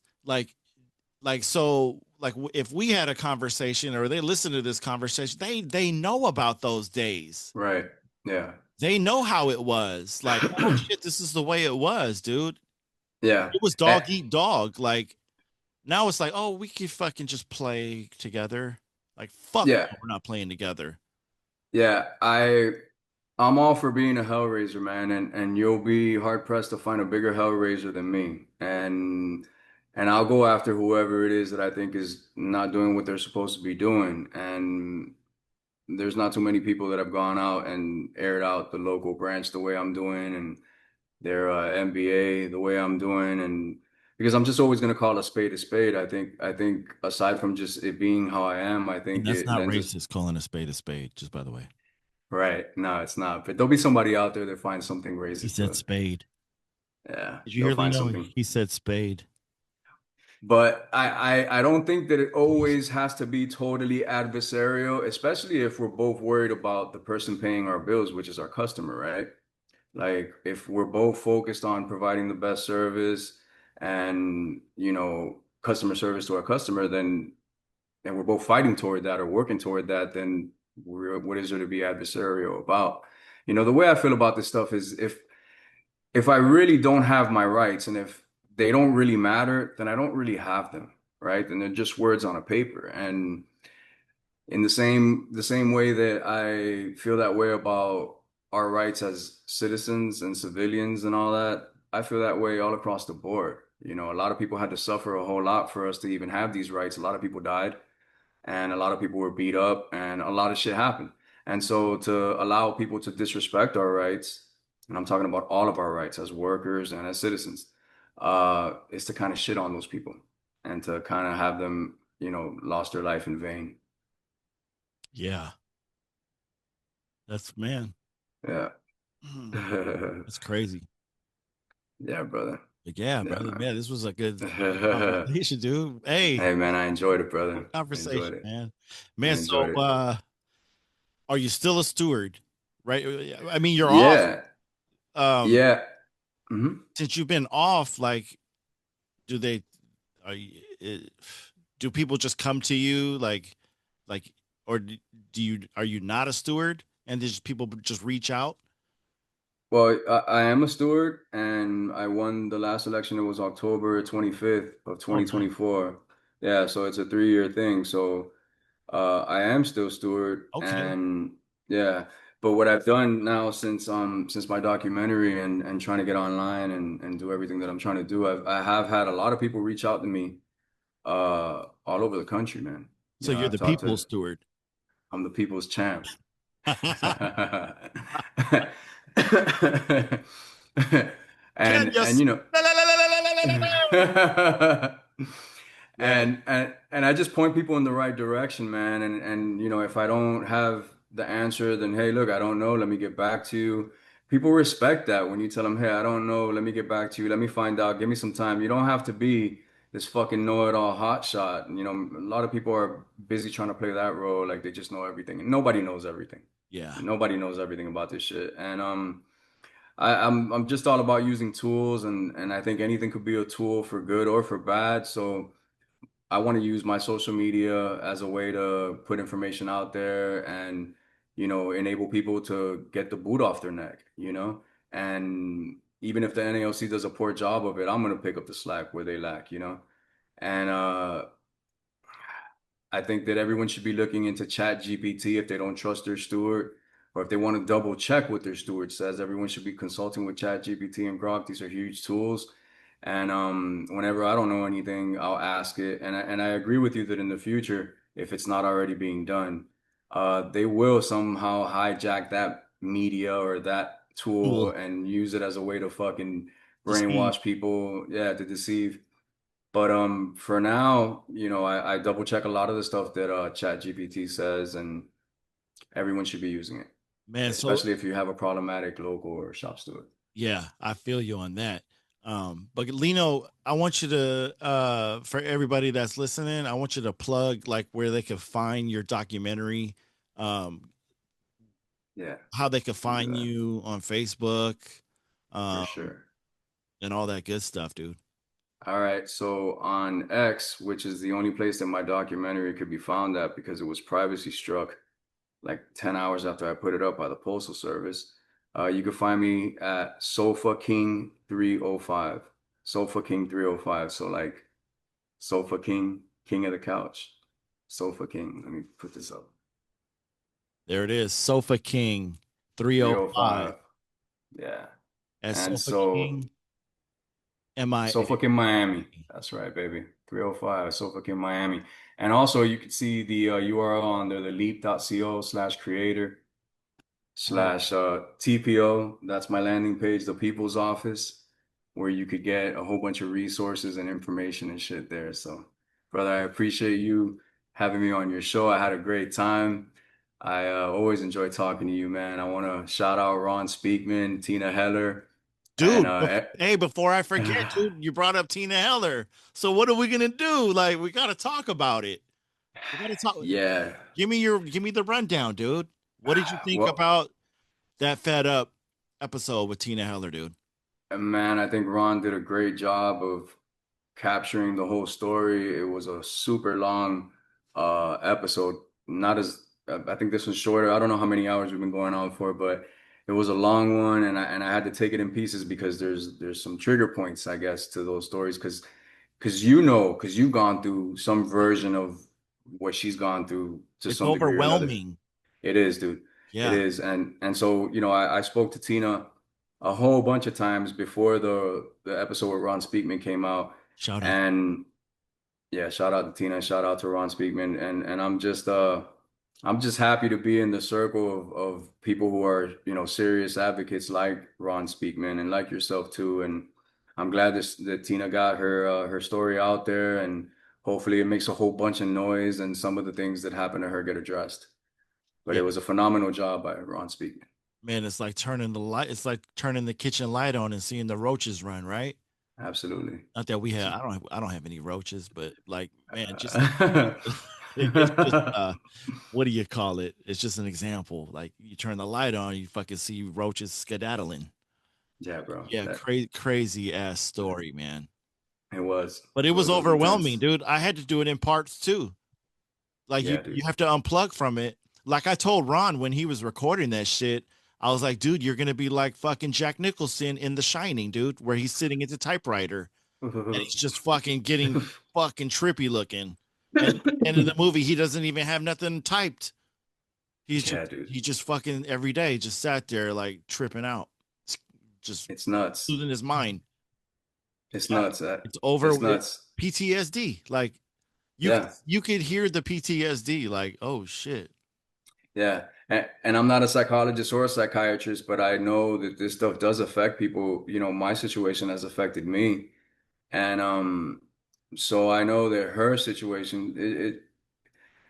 situation makes mine seem like a walk in the park. I made a post about that, and it just, if you don't work here, you don't know that this kind of thing really happens. You think that people are exaggerating or lying or joking or Yep. God knows what people think. But if you've worked here, You know. you realize that yeah, all of that stuff is believable. I've seen some of the receipts uh, from that story, and I'm supposed to do some visuals for that episode. I'm waiting on Ron to send me some of those some of those receipts so that I could match everything up with the story. But yeah, man, I'm glad that story's out there. I'm glad my story's out there. I just want to encourage people to speak out and speak up, and uh and do whatever you can. Record these people when they're violating the contract. Don't record yourself dancing on top of a GPC. I'm pretty sure everybody's seen that. You can't do that. But if it's to document a policy violation or a violation of the law, uh, I think you should. Yeah, and you're talking about dancing in one of those cages with that what's a private dancer song or whatever. Like, dude, y'all gotta stop recording like that type of shit, dude, because you're gonna be sitting at home like, dude, I got fucking 16/7. Clout is a hell of a drug, dude. Man, you're like, dude, like, but I was off, and you're like, but you got your keys and your scanner still on. How are you off? You're wearing the uniform, you're on Yeah, postal you premises, dude, like, yeah. nah. And management is not is dumb, but dude, they're not. Well, We're yeah, they're making it dumb. easy, Yeah, you're making it super easy, dude. right? Like, don't be driving around in your vehicle, like seatbelt off, fucking filming while you're delivering. Like that shit is you're just playing with fire for TikTok Yes, or likes. yes, Like yes. you're paying for somebody to like it or laugh at it, but they're not gonna like it or laugh at it when you're sitting at home. Like Mm-hmm. you're and you ain't even gonna be making no money. Mm-hmm. You're playing with fire. So like all you new people out there, man, you play with fire, man, you're gonna get burned. So just don't play with fire. Just be Yeah. off the clock. Just be off the clock, and you ain't got shit to worry about. Um, but yeah, Lino, I had a fucking blast, dude. It's Hey, almost me eight too, o'clock man. my time. What time is It's it over there? 11, 10:57. Dude, you're a G for that. Like, dude, No, man, I appreciate the opportunity to get my story out there and to kind of give a face to the post and the Facebook account. By the way, my account on Facebook is my name, Lino Miranda, LinoMiranda. My address is splattered all over my documentary, my email address, sorry. It's Lino, LinoJMiranda @gmail.com. And yeah, if anybody wants to reach out to me, feel free to do so. If you want to tell me about whatever's going on at work and strategize around that, I'm happy to do it. man. Well, The Lino, people's champ. I gotta give you a round of applause real quick. Hey, my pleasure, brother. Thank you, man. Man, thanks for coming on the show, dude. My Hey, pleasure, bro. now you're like my second, is that your second guest? Man, and I'm still supposed to have Corey Walton on here. But like when I met him in the city, I was like, dude, you're always on the run, dude. Like I'm not that guy. Like you know what I mean? Like you know how I am. Like I'm not that guy. Like I'm nobody. And Yeah, so am I. I'm a nobody. yeah, I'm a Yeah. fucking like I'm a nobody. But it's like yeah, like people that are busy, like man, he's running for a position. Like, dude, they're running hard, dude. And Yeah. my podcast ain't fucking today. I'm going to read fucking yes, the article fucking 14, and we're gonna do it. That's not. I'm not gonna be. Yes, yeah, I've got a grievance starter that we're gonna do, and I'm gonna be telling you that's not that you ain't gonna find that here. It's different, dude. So Your I don't show's want to be great, feel bro. like oh I'm wasting his time like he's gonna be on here even though he was like dude I gotta get on your show I feel slighted and that fucking was humbling dude. I was like dude I feel slighted you haven't asked me to be on the show and I was just like oh Well, get them on, brother. Get them yeah on. so Ask them the difficult questions. man well I told him I was like I don't even want to ask you the difficult questions. I just want to Yeah. have a conversation like we're Yeah, having a conversation like I think that's the best conversation like for sure. sometimes people just want to know like the guy. Like, man, For sure. I want to know the guy. If I could ask a difficult question, for the people, I am the people's champ. What I want to know, and this is a question that I want to ask everybody in the regional NALC level and national NALC level and local NALC level is why the fuck aren't we filing labor charges and repudiation of the contract and management failing to bargain in good faith when all of these decisions that we have and agreements that we have signed by management just get completely ignored. The NALC took in $2 billion last year in income. They spent 30 million over the 2 billion, and they don't file very many labor charges that I could think of that I could find. What I found was they filed one over a data uh, breach that happened 2017 or 18. I don't remember the exact date, but it seems to me like filing these labor charges would actually enforce the contract. It would give the contract teeth that it doesn't have now. And I would like to hear Corey's position on that. And maybe if we run the books a little better than the NLC is currently doing, I don't know what they're spending all that money on if all they're doing is Bodyguards. grievances and they're arbitrating less and less. Maybe we could get to the point where there's some sort of lawyer referral service or some sort of legal representation. At a minimum, an attorney's office that we could get referred to if the EEO has merit. And it seems like through that there would be another enforcement arm added to, or another enforcement leg added to the chair, or the stool, if you will. So Yeah. I would like to see those things in the NALC because I think that would help the membership, and I would like to know what Corey's position is on that. Man, and that's one thing that I really like too. When Corey early on was I like, can't I can't hear you, brother. "Oh, what? Can you hear me now? Can you hear me? How about Can you now? hear me? Yeah, I can hear Can't you. hear you. Oh shit! Hold on.